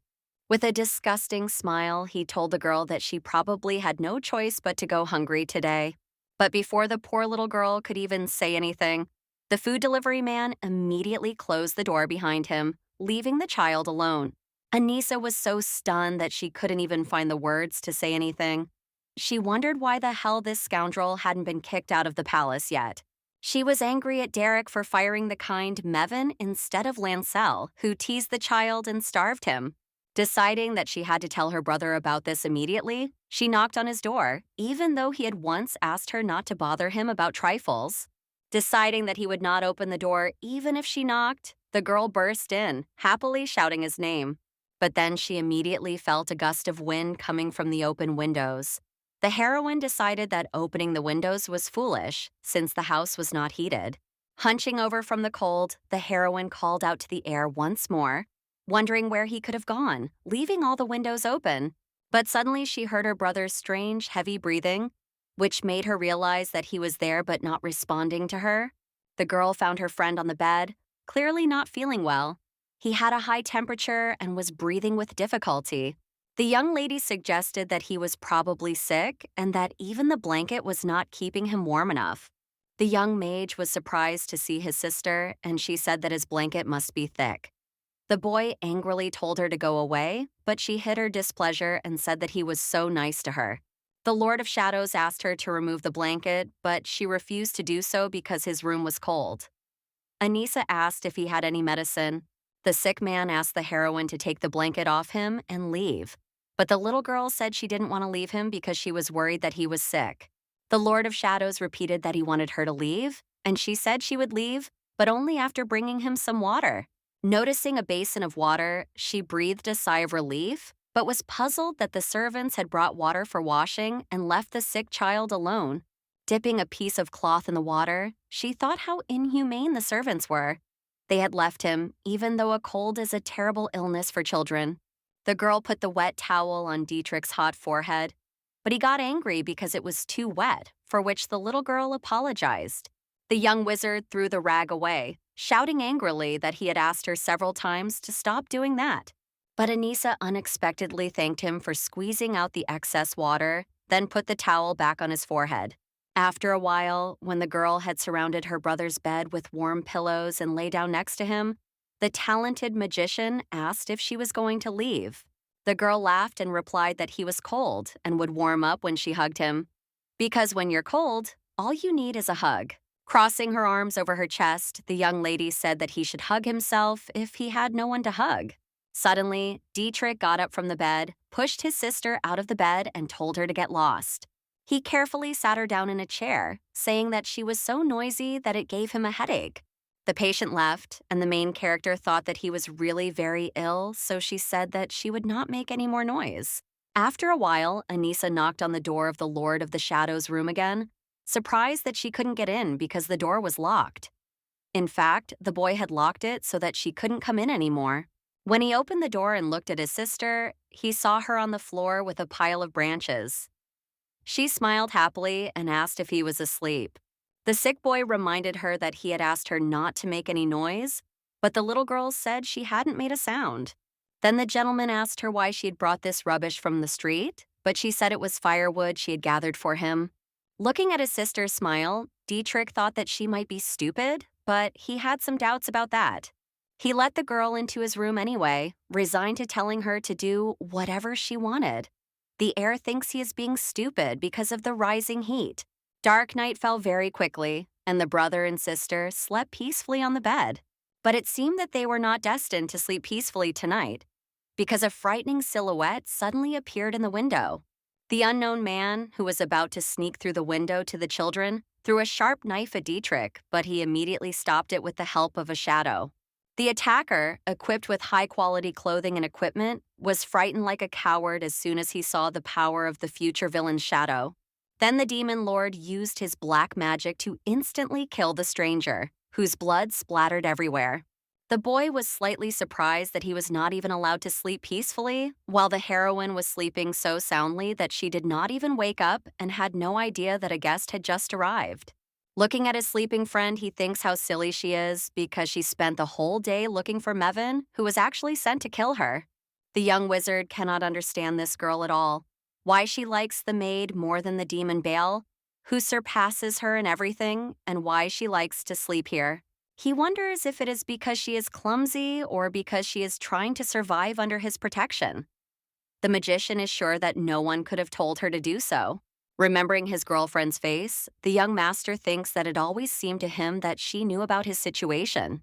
The master thought that although it annoyed him, he was protecting this child not only because of their blood ties. Another reason he protects her is that there is another rule for the future heir: sacrifice something important. Asmodeus, the demon who protects the family, wanted Duke Lagrange to be like a demon, someone who cared only about his own power. Some, like Mr. Derrick, sacrifice their lovers, friends, or even family members to the demons they have tamed so that Asmodeus will recognize them. For his goal, Dietrich must cast aside his humanity. But suddenly he wondered what would happen if he had nothing important to sacrifice. A shadow that appeared from the floor told its master that in that case, he would end up like Roderick Lagrange. The entity informs him that this man was much more suitable than Derek, but he failed the test because he had nothing to sacrifice. Ball subtly hints to the boy that his sister appeared at a very opportune moment and advises him to cherish her. Dietrich asks the demon if he really thinks they can deceive Mr. Lagrange this way, to which he replies that he does. The shadow said that they would be able to deceive not only Derek, but also Asmodeus, who evaluates candidates, because people tend to value their family and they would accept this unconditionally. But suddenly Bale added that there was one thing that greatly interested the young master. The entity tells its master that he should not keep his sister too close to him. The young Lord of the Shadows smirked and asked his subordinate if he was joking, because her safety was no more important to him than his own. Baal looked at the sweetly sleeping heroine and called her an unfortunate princess. Gently stroking his sister with his hand, the boy said that he had planned from the very beginning to use her as a sacrifice to become the heir. Suddenly, he felt a strange pain in his heart. Feeling this, he thought that he had been poisoned without even noticing. Continuing to stroke the baby's head, the young wizard thought that he should be careful. Sometime later, on a carefree day, the demon hands the joyful Anissa her bottle of milk, calling her his princess. She was very happy because this time Dietrich's servant had made her strawberry-flavored milk. The lady was delighted that the demon only had to shake the bottle to change the flavor, and that the next flavor would be chocolate. The little girl thinks that Bale is not a bad nanny, even though he has a sinister aura. The demon asked the girl if she liked it, to which she replied that she did very much, but asked why he called her a princess. The creature replied that she is a real princess, because after all, she is His Majesty's younger sister. Anissa asked if he was the king. He replied that Dietrich was the king of demons, subordinate to the supreme ruler who had chosen him, and thus he was the king and she was the princess. The main character, wondering why the demon king chose her brother, who was barely 7 years old, says that Dietrich must like him. Ball, smiling slyly and picking up several books with his power, said that it was not that he liked the boy very much. The girl, lifted up by the magical power of evil, asks what the matter is then. Putting the child on his lap, the demon tells the little girl that he heard that Maven often read to her, and his master ordered him to do the same. The protagonist wondered what she was sitting on.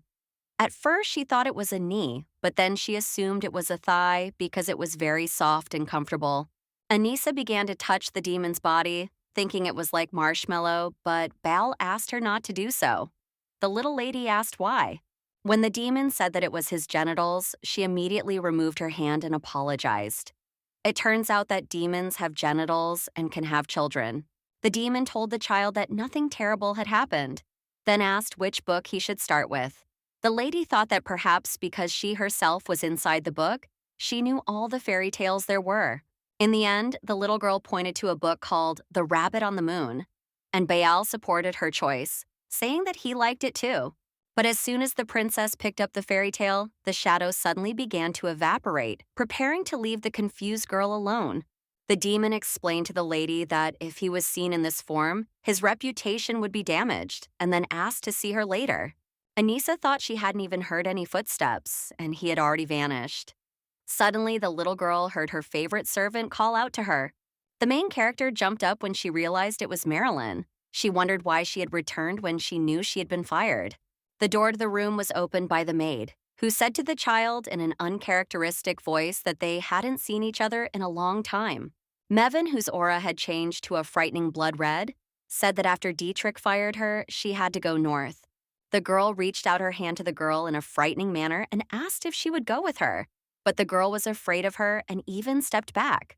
The maid, continuing to insistently extend her hand, repeated her request, but more harshly this time. Anise became even more frightened and did not dare to make contact with her once beloved nanny. She realized that something had changed in her. With a frightening look, calmness, and friendliness, she asked the little lady where she was going. But when the girl was about to say that she didn't want to, Marilyn grabbed her arm fiercely and loudly ordered her to do as she was told. The little lady was so frightened that she screamed loudly and called for Dietrich. The maid grabbed the trembling child by the shoulders and told her not to be afraid, because it was her, not a stranger. The girl asked if everything was all right. Looking into the maid's soulless eyes, the frightened heroine thinks that Mevin looks very strange. She can't even focus her gaze. The maid rushed into the girl's arms, but she suspects that someone else is controlling her aura because she looks unnatural. The little girl thought that she needed to cleanse her, just like Lancelot. When she tried to do so, it immediately began to work. The red color began to dissipate, and Marilyn herself screamed in agony. The maid reacted unusually, digging her nails into the child's back. Anissa felt a sharp pain, but she was happy that she was succeeding. The protagonist quickly freed herself from the prickly embrace and continued to try to dispel the aura, because she had almost succeeded. As a result, she managed to completely cleanse the maid's energy. She and the girl fell exhausted to the floor, struggling to catch their breath. Thinking about why her beloved nanny was suffering so much because it was different with Lancel, Anissa began to shake Mevin, asking her to come to her senses quickly. But she suddenly turned her gaze to the girl. Her eyes no longer looked frightening. On the contrary, they were filled with bitter tears. The unhappy servant burst into loud sobs, anxiously asking herself what she was going to do, while the little girl asked her why she was crying. Shaking all over, the maid began to ask the young lady for forgiveness, but she told her to stop crying, thinking that she hadn't done anything wrong.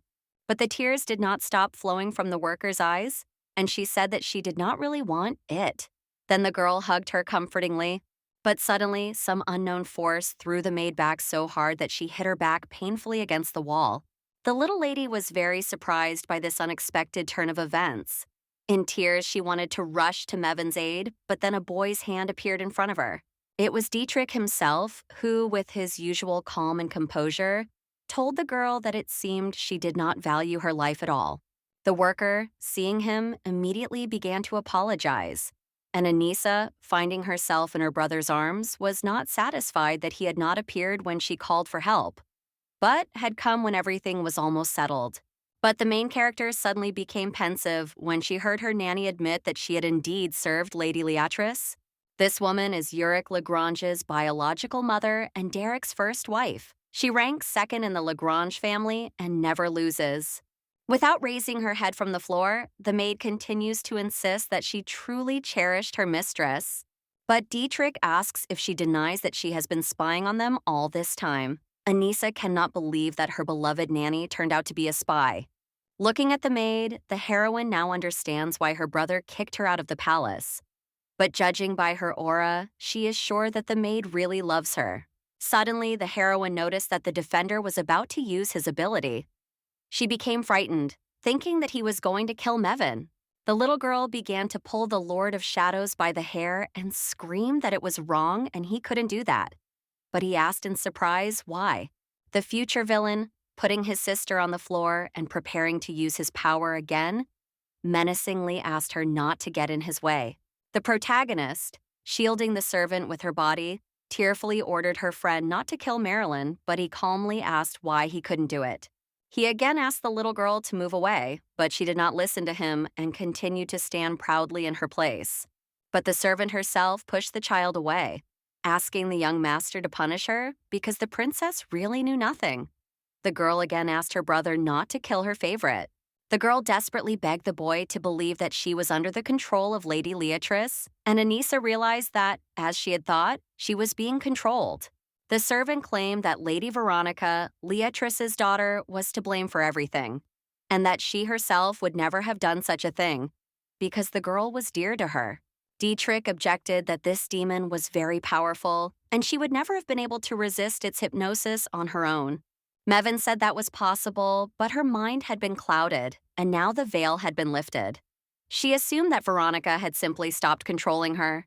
The little girl wondered whether she should tell him that she possessed the gift of Iridia, because that way she could explain that she had cleansed Marilyn's aura herself. But the next moment she had doubts, because she thought that as soon as she opened her mouth, Dietrich would kill her, just as he had done to her in the book. The lady tells her brother that if he kills the servant, she will hate him. She is upset that she is crying out of despair, but hopes that it will help. But he frowned in confusion and asked her again what she wanted to tell him. The heroine shouted loudly that she would always hate him and would no longer bring him milk, and would also tell everyone about his demon Baal. After that, the maid fell to her knees and begged the young master to have mercy on her, promising never to report them to Lady Leatrice again. The child rushed to the nanny to calm her down, while Dietrich responded to the maid's pleas with a simple and irritated, "Okay," turned around and walked away from them. Marilyn, tearfully hugging the girl, thanked God that everything had turned out all right. She apologized to Anissa, but she, sobbing along with her, asked her to stop. The heroine thought that the threat about Baal had worked, just as she had wanted. The fact was that no one should know about the existence of a demon as powerful as Gera, the sun god, until Dietrich became Duke. Evening came, and the sun's rays fell on the carpeted hallway where the Lord of Shadows walked, deep in thought. His memory flashed back to his sister, who, with tears welling up in her eyes and raging with anger, said she would hate him. A smile appeared on the boy's face. He asked himself mockingly whether the girl had been serious at that moment. The young mage wondered what was so special about the maid who was watching them. The little girl was so preoccupied with her that she didn't even look at him. As he continued walking, he decided it was silly and hoped his sister didn't think he had stopped because of her, because he didn't want to deal with her right now. For Dietrich, this little crybaby was just a sacrifice so that he could become a duke. He didn't even consider her a person, and neither did his family. The future villain, frowning, convinces himself once again that he didn't stop because Anissa stood in his way. Several months have passed since the last events. From the garden of wilted roses, the cries of a child can be heard, as if desperately fighting with someone. It turns out to be the main character, who is now 3 years old and is practicing her sword skills, while Baal supports her by clapping his hands. The demon praised the young lady for her excellent sword skills, after which she smiled smugly and thought that she had talent. He advised the girl not to open up when she raises her sword, and when the little girl did everything right, the demon praised her again. The protagonist thinks that, although she knew that Baal was a demon swordsman, she did not know that he would be such a good teacher. She also did not think that she would be able to persuade him with cookies. Summoning all her strength, the young warrior swung at her teacher. She looked powerful, partly because the demon had strengthened her arm with a spell. The girl began to swing her sword near the shadow, but he, smiling incessantly, pretended that he was in great pain and that his opponent was very strong. The demon fell to the ground, saying with feigned disappointment that he seemed to have lost again. But Anissa, catching her breath, said that she hadn't even touched him. Baal continued to say mockingly that this couldn't be because he was in a lot of pain, but the main character got angry that he was lying to her. The little girl began to stamp her feet in dissatisfaction and tell her teacher that he had not lost, but he said that he was sweating profusely. She maliciously ordered him to stop sweating because he looked too dirty, after which the demon immediately apologized. Suddenly embarrassed, the creature said that he really wanted to fight her, but Dietrich told him something. The little one asked Baal what her brother had said to him, but he suddenly replied that he had said nothing. This made the heroine very angry. Because the demon refused to tell her the truth, Anissa finally lost her temper, but he mockingly asked her not to be angry. The sulking girl walked through the garden of wilted roses, away from her teacher, wondering what Dietrich had said. But suddenly, something interesting caught her attention, a hole in the wall. The lady wondered how long it had been there. The princess became curious about where this hole led, and she wondered if she should ask Baal about it. But the young traveler realized that she didn't need to ask him, her brother, or Marilyn about it, because they wouldn't let her go anyway. The mischievous girl boldly climbed through the hole, thinking that if this wall was in the garden, then there must be a garden on the other side too. But as soon as she found herself on the other side, she was delighted by the luxurious garden she had entered and how different it was from the previous one. Anise liked the golden statue near the fountain, whose eyes were made of diamonds. She also felt a strange aura, but thought it was because she was surrounded by such luxury. Approaching the monument, she wondered whether she should steal one of the precious stones, as this would improve her financial situation. But the girl began to think that even if this garden belonged to the Lagranges, she could not have imagined that they had such an elegant garden all this time. Realizing that she had entered Lady Leatrice's garden, the protagonist immediately ran back, thinking that she had completely lost her mind. However, she was unable to leave her visit unnoticed. Nearby, she heard dissatisfied voices calling out to her. Fortunately, the main character managed to hide behind a wall, but nearby she hears sounds as if someone is being beaten, but no one is screaming. She hears the voice of one of the bullies ordering the victim to close his blue eyes before he scratches them out. From the blue eyes, the little girl could immediately guess who was on the other side of the wall and who had the misfortune of falling into the hands of the robbers. Peeking out from her hiding place, she saw Yurik being kicked by the other boys, who were yelling at him that he was a disgrace because he couldn't even hit Dietrich. Soon the bullies left, leaving the poor boy alone, and the protagonist, who had been watching them all this time, realized how close they were. The girl peeked out more closely to make sure her guess was correct, and as she had suspected, the victim was Yurik, who was lying helplessly on the ground. The boy, hearing a rustle nearby, turned around in fear and asked who was there, when he suddenly saw young Miss Lagrange next to him. Looking at the face of her old acquaintance, Anissa was struck by how much he had grown. Sitting down next to him, she asked her friend if he was hurt, but he did not answer her, only staring in amazement at the sudden guest. Thinking that he might have forgotten her, the girl introduced herself with a smile, but he asked in surprise if she was really that child. Yurik asked if she was really Dietrich's younger sister, to which she replied, yes. Then he asked his friend what she was doing there. The young lady thought for a moment, and the young man, jumping up in surprise, repeated his question. The little girl said she was very bored. Pointing cheerfully at the hole in the wall, she said that she had simply walked through it and ended up here, which surprised her friend even more. The young gentleman took the heroine by the hand and led her back to the hole, saying excitedly that she couldn't be here because she would get into trouble. He added that she would be killed if she was spotted in this place. The little girl asked in bewilderment why she would be killed. Yurik explained that it was because she was from the Georgian palace, and Leatrice's children hated everyone from there, especially Alphonse, Dietrich's archenemy. Anissa recalls that outside of the game, they are forbidden to kill each other. She wanted to ask something, thinking that Alphonse was Leatrice's eldest son and despised Dietrich because they were rivals. But she knew nothing about Yurik. Assuming that the blonde boy shouldn't hate her since she treated him to cookies, the protagonist asked him if he hated her like the other children. The young lady noticed that the boy was embarrassed. She thought that he must be kind, but perhaps he didn't like her face. The girl wanted to change the subject, so she asked Yurik why the bullies beat him up if he wasn't a stranger. But he suddenly fell silent in a frightening way.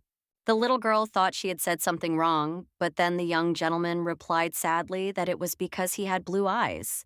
Suddenly, something happened that the boy was completely unprepared for. The child grabbed him by the tie and pulled him toward him so he could look closely into his eyes. The blonde boy turned away in embarrassment and asked his friend irritably what she was staring at. But she replied that he had very beautiful eyes. Yurik asked again, puzzled, and the little lady replied that his blue eyes looked very beautiful. He asked again what she meant. The main character, leading him by the hand to the fountain, repeated that their beauty was simply off the charts. The girl asked him to look at his eyes through the reflection in the water, hoping that he would see that their color was simply beautiful. The young man looked away from the water, saying that this was not true, and that only those scoundrels from the south had such eyes. The girl asked what difference it made who else had the same iris color, but he still insisted on his opinion. Anissa thought that her friend's complex was due to the Lagrange family's hatred of Southerners, but suddenly she heard a familiar voice call out to her. It was Dietrich himself, who had some kind of wound on his cheek. His appearance slightly frightened Yurik, but Anissa was very happy to see him. The girl asked her brother what had happened to his cheek, but he sternly repeated his question. What was she doing in such a place? Noticing the blonde man, the Lord of Shadows asked if he had brought the young lady here, but the man only shuddered in shock at such an accusation. The main character confessed that she had come here alone. When the young magician asked why, she said that she was simply bored. Togo seemed angered by his sister's words. He asked why she had become bored. Dietrich reminded her that he had allowed her to be with Bale, but she thought he was only her teacher and nanny. Although, if he had heard that, he would have cried.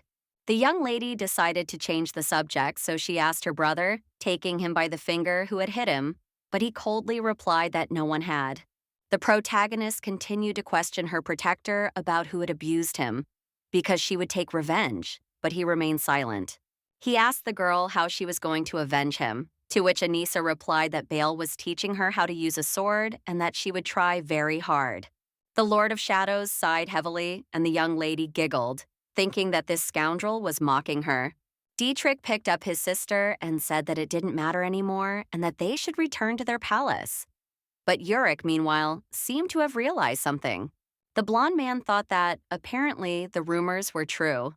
He had heard gossip that the heir to Lagrange had something valuable, namely that he cherished his younger sister, whose birth had caused Camilla's death. The boy finds it incredible that someone from the Lagrange family would care so much about their relatives, and he thinks about reporting everything to his mother. Watching the girl wave goodbye to him joyfully, Yurik thinks that if he presses on Dietrich's weakness, his determination will diminish. Suddenly, his aura begins to change from red to yellow, and he wonders why Anissa is waving at him like that. The blonde man hesitantly clenched his fist, thinking that he would not report this to his mother yet, because he was still not entirely sure about everything. Several days passed. Anissa, lying on her bed, thought about how she had been here for 3 years. But apart from Georgian's palace, she had only seen Leatrice's palace. Jumping out of bed excitedly, she asked the maid if she could see the Von Castle. The young lady's request surprised her at first. The heroine was delighted when Marilyn replied that she could visit it and that she was just about to go there for sugar and they could go together. After a while, when they were near Von Castle, the maid asked the little girl to wait for her on a bench and not to go anywhere until she returned. As she left, the girl told her once again to wait because she could easily get lost, since Von Castle was huge, and the lady promised that she would not move from the spot. But as soon as Mevin was out of sight, the girl immediately got off the bench, wanting to look around a little because it was much more interesting here than at home. But suddenly her attention was drawn to a loud shout from a man who was calling someone a slave's offspring and asking where he was going. The voice continued to yell at someone that he shouldn't even dare to look at him like that. And the main character peeked out of her hiding place to see what was going on. There she found the unyielding Dietrich, whom a certain man, holding him by the collar, was scolding for daring to attack Mr. Alphonse. Anissa was very surprised when she saw that the person being bullied was her brother, who was also being called a shameless bastard. The man shouted at the young man that if he didn't have the strength of a demon, no one would need trash like him, but the boy endured his bullying. The enraged adult threw the child to the ground, while the protagonist continued to watch everything. Turning some keys in his hands, the knight says that usually they are only worn during classes, but he thinks that a couple of hours will not be enough for Dietrich. The man left, ordering Lagrange's heir to think about his behavior. He left the young gentleman alone with a chain that bound his hands. Leatrice's subordinate left, and Anissa immediately ran up to her brother and asked if he was hurt, to which he indifferently asked how she ended up here. The heroine said that she had come here with her nanny, Marilyn. Then her attention was suddenly drawn to the shackles on Dietrich's hands, and he said that it was a seal. The girl was confused because she remembered that this thing was supposed to be used for prisoners who possessed powerful abilities. The Lord of Shadows says that the man said he could only participate in classes on an equal footing with others with the seal, but the lady knows that this is a lie and that it was Alphonse's idea because he is much weaker. The little girl asked her brother if it hurt him because of her, to which he replied that it didn't hurt much. Then the heroine asked where the key to these shackles was, and the boy, picking up his sword, said that the bastard had taken it with him and would free his hands tomorrow. Suddenly, the young lady asked something that stunned Dietrich for a moment: why he wasn't looking her in the eyes. Anissa asked the heir if he felt ashamed, but he asked her a question in return. Why would he feel that way? The princess replied that perhaps it was because she had seen him beaten. The young master said that he hadn't been beaten that badly. The girl said that it was perfectly normal to be weak and that the man was big and grown up while he was just a child. But the Lord of the Shadows declared that one could only be weak if one behaved like a child. Anissa said nothing more, but simply stroked her clueless protector gently on the head. Dietrich asked what she was doing, to which she told him to calm down, and promised that she would quickly learn how to use a sword to protect him. The little girl insisted that he was still a child and therefore needed protection, but the young gentleman was not satisfied with this and wanted to say something to her, but couldn't. The young wizard quickly pulled his sister's hand away as she turned at the unexpected sound. The maid she had come here with was calling her. Mevin, unable to hold back her tears, threw herself into the girl's arms. She said that she had looked everywhere for her and was very worried, for which the girl apologized. However, the girl was reassured by the fact that Anissa had been with Dietrich all this time. The maid reminded the young master that he also needed to be more careful, because children often get lost here at this time of year. The Lord of Shadows decided to leave, telling his subordinate that he was not as frivolous as she was, but she apologized and said that she was just worried. Looking at her brother, the main character cannot believe that he is a future villain. And where else can you find a villain who is scolded by a maid? For a long time now, the heir to Lagrange has been learning fencing, and once a week she goes to classes at Von Castle and returns with a seal. Looking at her tired brother, the protagonist called her Demon Baal. He immediately responded with rattles in his hands, ready to play with his mistress. But instead, the girl asked him to free Dietrich from the seal, but the demon said that he was powerless here as she was imbued with divine power. This made the girl sulk and call him a useless demon. The entity said that even though he had no heart, her words hurt his feelings. Suddenly, Dietrich woke up, but he looked tired and worn out. He asked his sister not to snap at Baal. Anissa asked him how to free him, to which he replied that a key was needed. The girl said that if she met that uncle, she would deal with him. The young mage smiled and said that if she met him, she would need to hide, as he was one of Derek's favorite knights and Leatrice's younger brother. Anissa was very angry. She knew that someone was protecting this man and that he would get away with everything. And even though Dietrich was despised, he was still one of the Duke's heirs. Looking at the boy's hands, she realized that because of the seal, he would not be able to control the shadows, and therefore he would not be able to deal with the killers who attacked every night.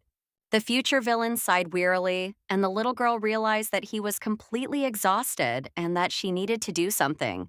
Thinking about Leatrice Leon Euler's younger brother, she thought that if she remembered something from the original novel, she would definitely come up with something.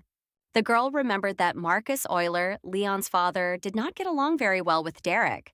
She decided to take advantage of the latter, since Dietrich was now very weak. Ball, noticing how thoughtfully the princess was giggling, joked that she looked like a witch, but she also joked, asking what the useless demon had said. The entity said that she was very rude, and the protagonist decided with complete determination that she needed at least a chance to destroy Leon. A few days later, Anissa, sitting on the sofa and drawing, noticed Lancelot, who brought her a tray of food. The servant was not happy that she was looking for her again. Even though he himself had taken care of the little lady since her childhood, the man continued to mutter discontentedly, and the young lady repeated her question, and the servant said that someone had called her nanny, and the little girl asked who. The main character became alarmed when she heard from the food delivery man that Marilyn had been taken by Leon Euler. Lancel added that this man was a knight, but he did not think the little lady had heard anything about him. Suddenly, Anissa stamped her foot menacingly and told her subordinate to take her to this uncle, but he indifferently asked if she wanted to see her beloved nanny. The girl, striking the chair decisively with her fist, declared that this was her order. Carrying the baby in his arms, he says that she causes a lot of trouble and has become even more unpleasant since their last meeting. But the lady asks him to be quiet. Soon the couple arrived in the garden, where the protagonist heard her beloved nanny insistently asking someone to leave her alone. The knight asked the girl how long she would reject him, because since she was good enough for him, she didn't need to get worked up. Lancel asked what they should do now that he had brought her here, but she asked him to be quiet. Meanwhile, Leon asked Mary if she was free. Her uncle reminded his beloved that she was almost 30 and no longer young enough to marry. But the maid sternly asked him not to put her in an awkward position.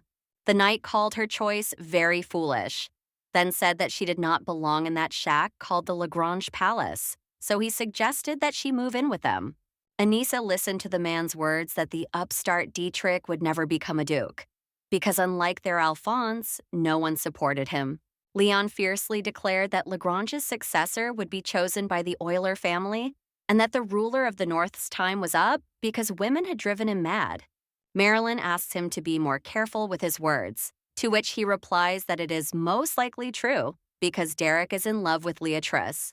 The man adds that he was the one who gave him the key. Leon says that this key is not only for the seal itself, it can also open the basement where the sealing stone is located. The uncle explains what he is getting at. The fate of the entire family depends on the Eilers. The knight advises the girl to join them quickly, and if she agrees while she is still young, he promises that he will have no more than 2 mistresses. Lancel covered the main character's mouth because she was about to start swearing at the fool for what he was saying. The frivolous man began to walk away from the maid, asking her to think carefully about it. The cheeky man also told the maid that he had no intention of kissing her. But the little lady suddenly noticed something that surprised her greatly. Lancel, coming out of his hiding place, rushed to Mevin and asked how she was. But the protagonist, watching Leon leave, wondered what was going on with his aura. The girl realized that this aura meant that he was anticipating something. Anissa, embittered by the fact that this guy dared to touch Marilyn and Dietrich, realized that now was her chance to follow him and find out everything. Leon, reaching a large stone wall surrounded only by tall trees, looked around warily. When he was sure no one was following him, he pulled several bricks out of the wall to make a hole. Anissa watched as he told his friend on the other side of the fence that everything was clear and then asked if he had brought the money, to which he reminded him about the sealing stone. Members of the Lagrange family have the ability to control demons from birth, but if they are unable to do so, they can use this stone. The heroine knows that for the Lagranges, the shadow demon is the source of their power and a symbol of their authority, but she guesses that this cunning man is going to sell the stone. Pulling the valuable artifact through the hole, the knight asks the buyer if he is sure about what he asked, if he has had time to doubt their deal. The recipient of the jewel said that he would go to the bank right away. And Leon, greedily looking at his money, laughed and said that he would take his word for it. Having received his profit, the trader immediately went about his business as if nothing had happened, not even noticing that the girl had been watching him the whole time. Anissa clenched her fist resolutely, delighted that she had managed to catch the scoundrel red-handed. The Lagrange family is one of the most cruel, heartless, and notorious, but on short winter nights, they hold banquets to ward off the cold. Dietrich changed into a beautiful, warm outfit, in which he was soon going to attend the banquet. But then a little lady approaches him and asks him to take her with him. He coldly asks why he should do that. The girl said she wanted to try the winter pudding, thinking that if she told the truth about wanting to go there to accuse Leon, he would not take her. The boy said that nothing good would come of her being there, and when she asked why, he replied that something might happen if Derek found out about her. The young man decided not to say anything more, and Anissa hinted that she was even dressed up and cute. But the young magician said that there was nothing beautiful about her. The little girl immediately pouted and mentally called her brother a jerk, because Marilyn, on the contrary, said that she looked like a fairy. Still, giving his sister a cold look, he allowed her to go with him to the celebration. The lady was so happy that she jumped up and down. She had expected him to give in if she just put pressure on him, but Dietrich reminded her to behave properly. Once at the banquet, attended by wealthy ladies and gentlemen, the little lady was surprised to find that the castle was even larger than she had imagined. While all the elite guests were sitting down at the table, the head duke of the Lagrange family greeted Anissa, saying that they had not seen each other for a long time. The girl also greeted him modestly, and Dietrich, sitting down on a chair, told the gentleman that she was his sister. Derek asked him if she was Camilla's daughter. The man told the girl that she didn't seem to be afraid of him at all, and the little girl laughed, but thought to herself that he had probably already forgotten about her. But then her attention was drawn to a guest sitting nearby. He told the young lady that they seemed to have met somewhere before. It turned out to be a grandfather with a long beard, He expressed his surprise that there was an heiress in the palace, even though girls rarely visited Lagrange. Then the old man was struck by the fact that his head did not hurt in the usual place, and the woman next to him agreed. The heroine realized that she had managed to cleanse the place. She was glad that she had managed to cleanse the place of such a suffocating aura, which was so murky that it seemed to envelop the guests in a thick fog. But the girl still remembered why she had decided to attend this banquet, to deal with Leon, who was sitting right across from her. The young lady is angry that this scoundrel is devouring Mevin with his eyes again, even though he looks twice her age.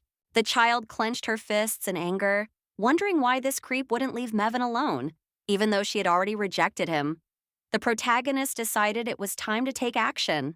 Anissa realizes that Derek loves it when people tremble with fear in front of him, and if she pretends that Leon scares her more, she will interest him.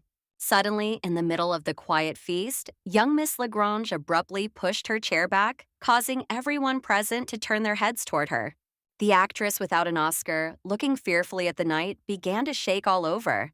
Mr. Derek calmly asked the girl what had happened. She was delighted that, as she had expected, she had attracted his attention. The gentleman realized that the girl was looking fearfully at Leon, so he asked why she was staring at him. The knight also broke out in a cold sweat when the ruler of the family spoke coldly about him. Derek placed his wineglass on the table menacingly and asked the unfortunate girl why she was afraid of this uncle if they were both members of the same family.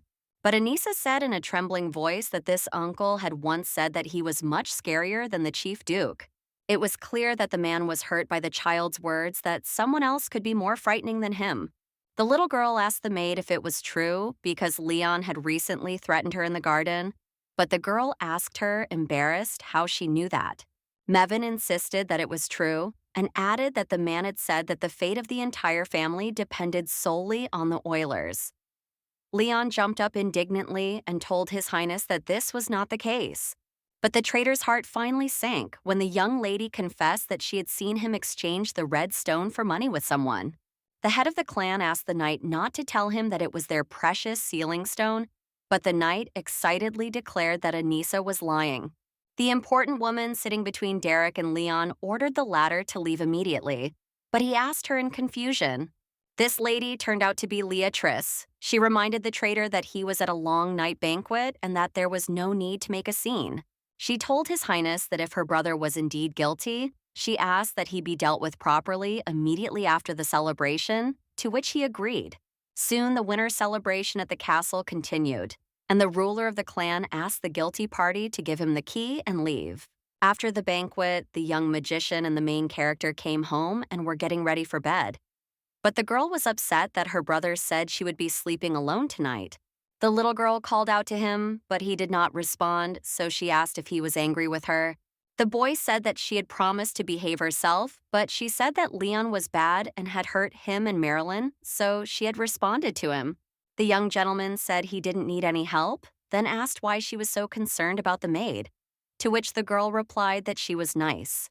The Lord of Shadows irritably declared that there were no good people in this castle and that no one should feel sympathy for anyone, because it would lead to nothing. The sister, following her brother, objected that there was nothing wrong with sympathy, but he said it was shameful, to which the little lady again disagreed.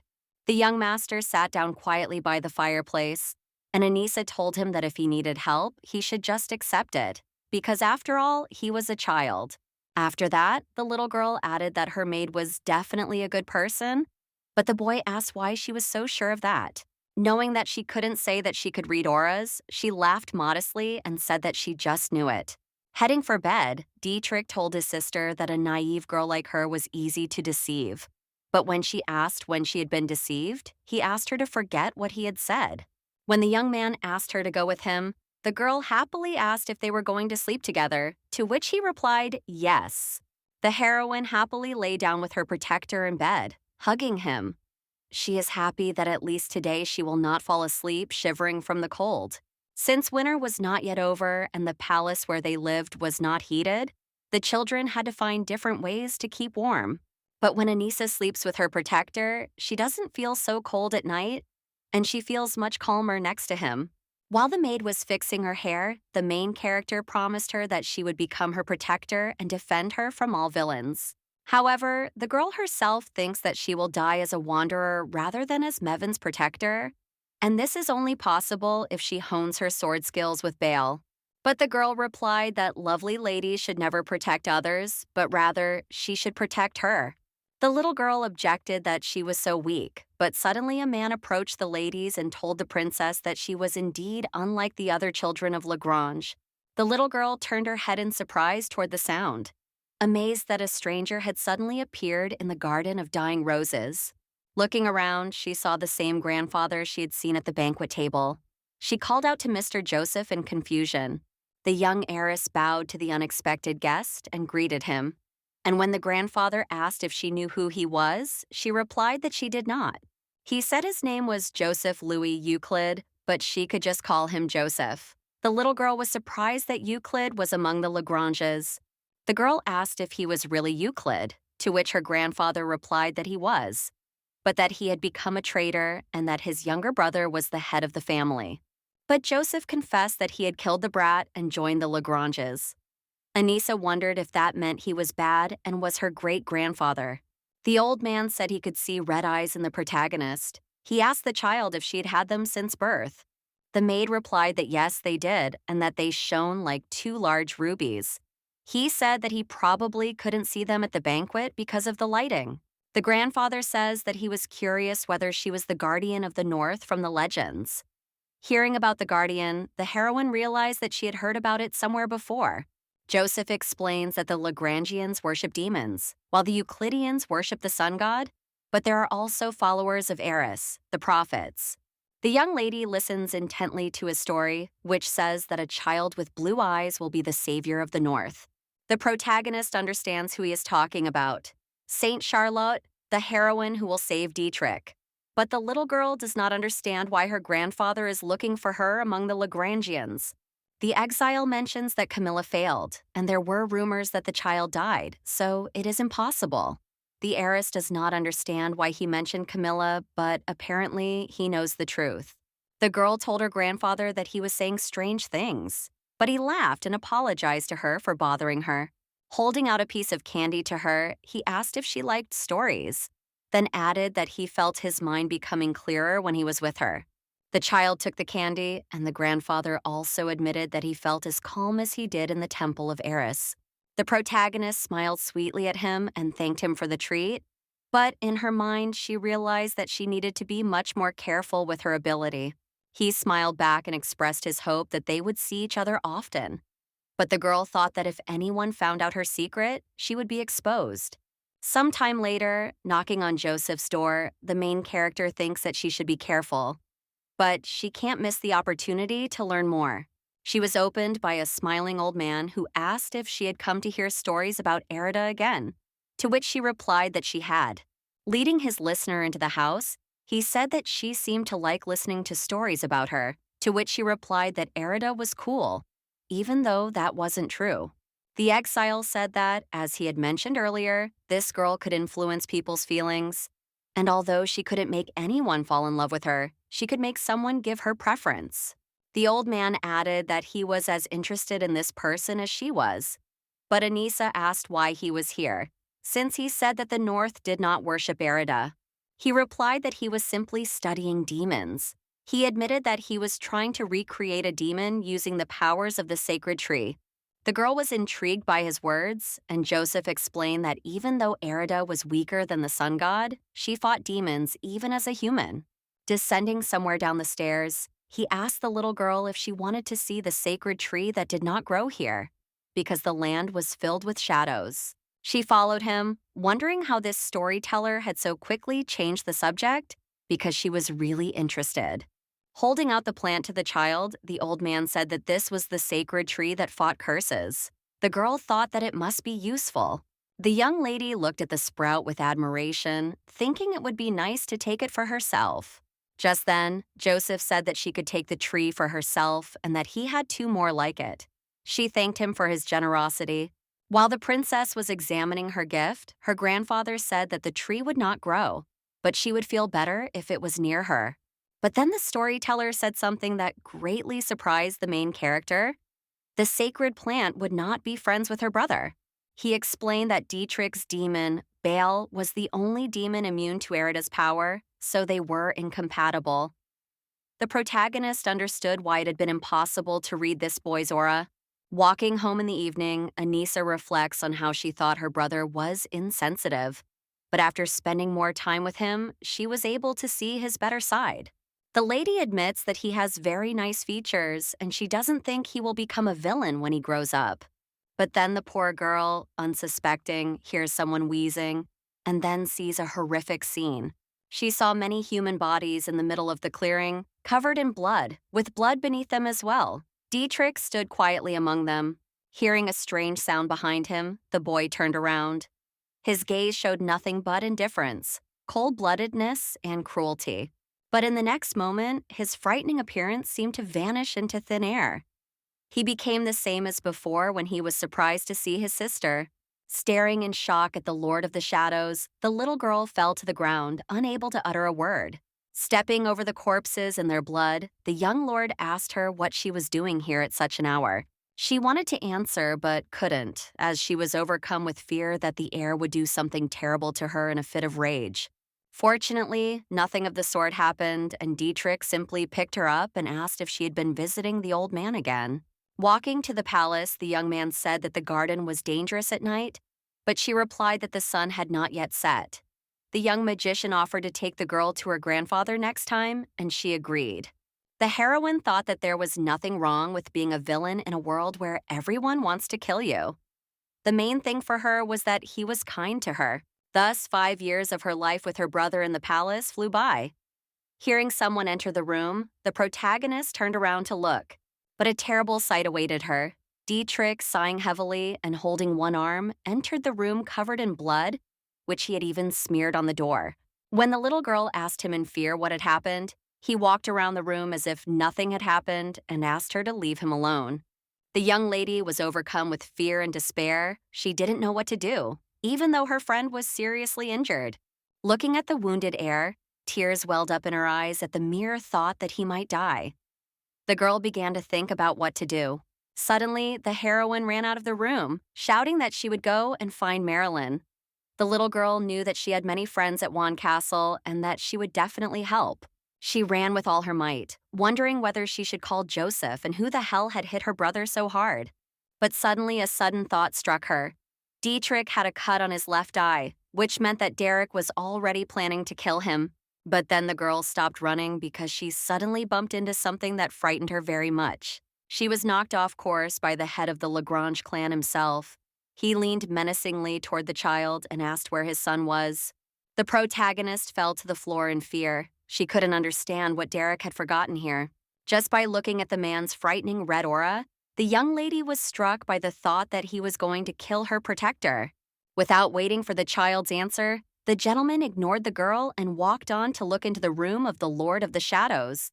Thanks to the original book, Anissa remembers that this is the moment when he became obsessed with Leatrice and began to help Alphonse. In the novella, Dietrich survived, but he is now in very poor condition, and the young lady worries that this may affect the plot.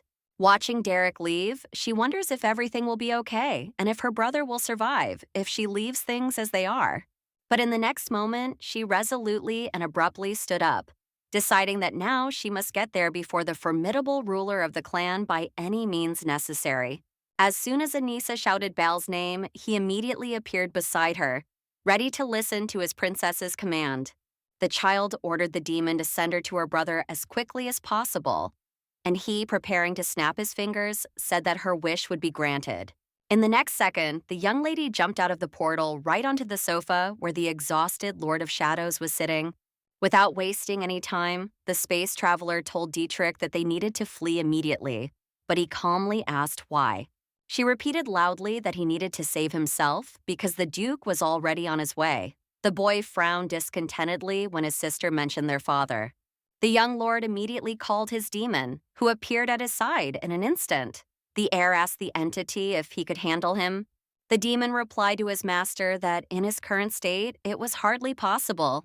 The girl, kicking the demon resentfully, hysterically ordered him to start protecting her brother, but he just looked at her in bewilderment.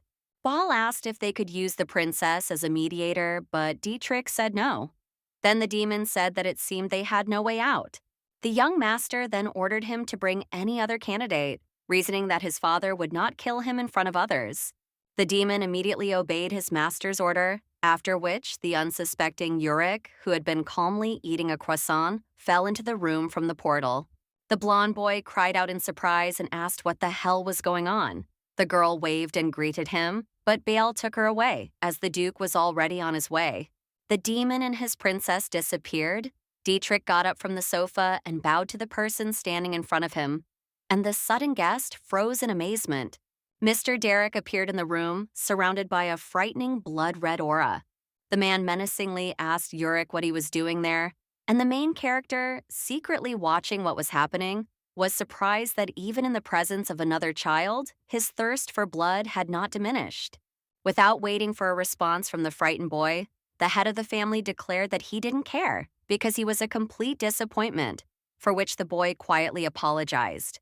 Then he turned his attention to Dietrich and was horrified by his appearance. The Lord asked his son if he was injured, to which he replied that he was. Derek reminded the boy that he was one of the best candidates and that he should take care of himself, which greatly angered Anissa because she knew that he had beaten him himself. But then something happened that the girl feared most. Her father said that he needed to talk to Derek right away, so he ordered Yurik to leave the room.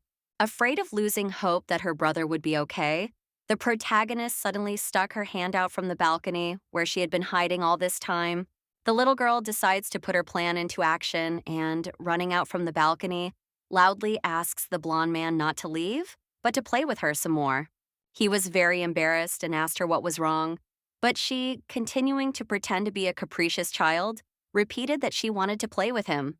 The girl's cries, begging her friend not to leave, and the boy's pleas to let him go, caused Derek to have an ambiguous reaction that looked scary.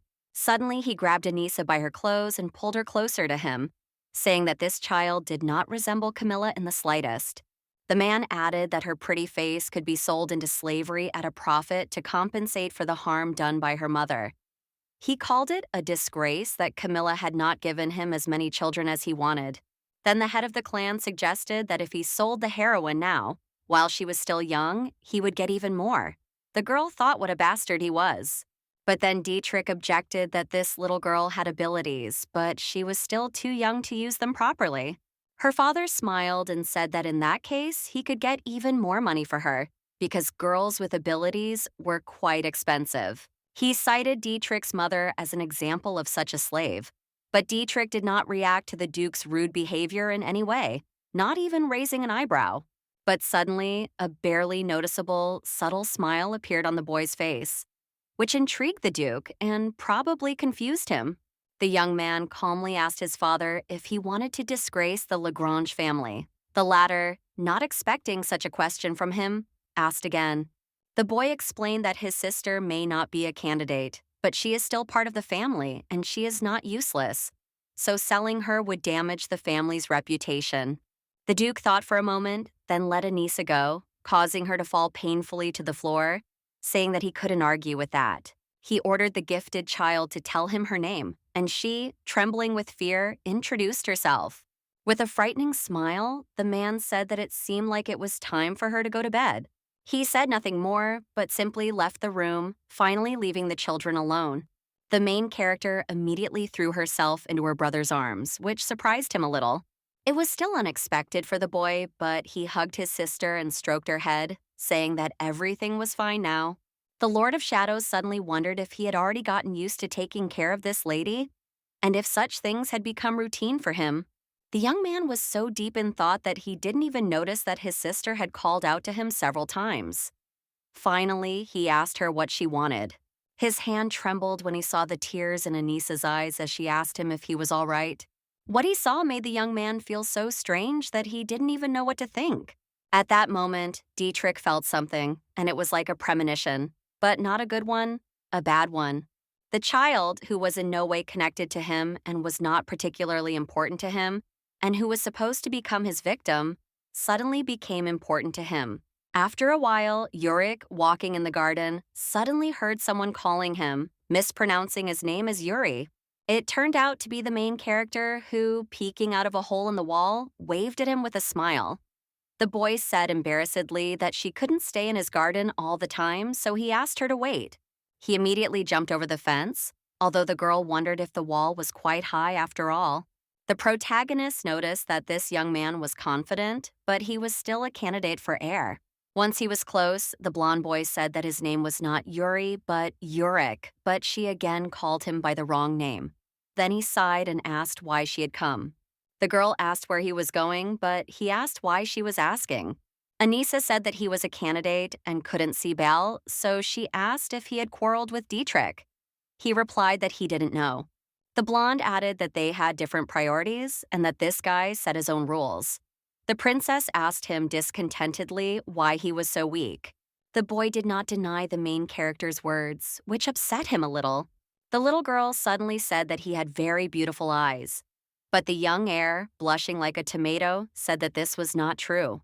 The young lady continued to insist that they were very beautiful, but suddenly felt someone's presence nearby. Dietrich appeared next to her, covered in some kind of dust. The girl asked him where he had been, but he pushed his sister away from the blonde boy and said that he had already asked her not to play with this guy. Yurik indignantly asked the Lord of the Shadows if he had grabbed him by the ankle and forced him to summon him. But the young mage, without saying a word, began to brush the dust off himself to spite the boy. This made him very angry, and he asked if he had summoned someone in front of his father. Unexpectedly, Dietrich said that maybe he had. This strange answer puzzled the blonde boy, and he asked him again. The future villain smiled and talked about what would happen if he said yes. He reminded his friend that if he wanted to scream, no one would hear him. Anissa, thinking that she was about to cry because her brother looked like a villain at times like this, asked him where he had been. Looking at the heir, the girl thought that even though he was a villain, his aura was a vague gray color, and she couldn't understand what he was thinking. The young man replied that he had heard that she was looking for him, to which she looked at him in bewilderment. The young gentleman pulled the girl's hand away and asked her not to look for him anymore because she was not old enough to do this alone. The Lord of the Shadows left, and Anissa and Yurik remained looking after him in bewilderment. Yurik suddenly noticed that the young lady had tears in her eyes and seemed to be holding herself back. So he asked her if everything was all right. Loudly indignant, the heroine asked if that meant she wasn't old enough, since she was already 5 years old. But the blonde man replied sheepishly that, in fact, that was the case.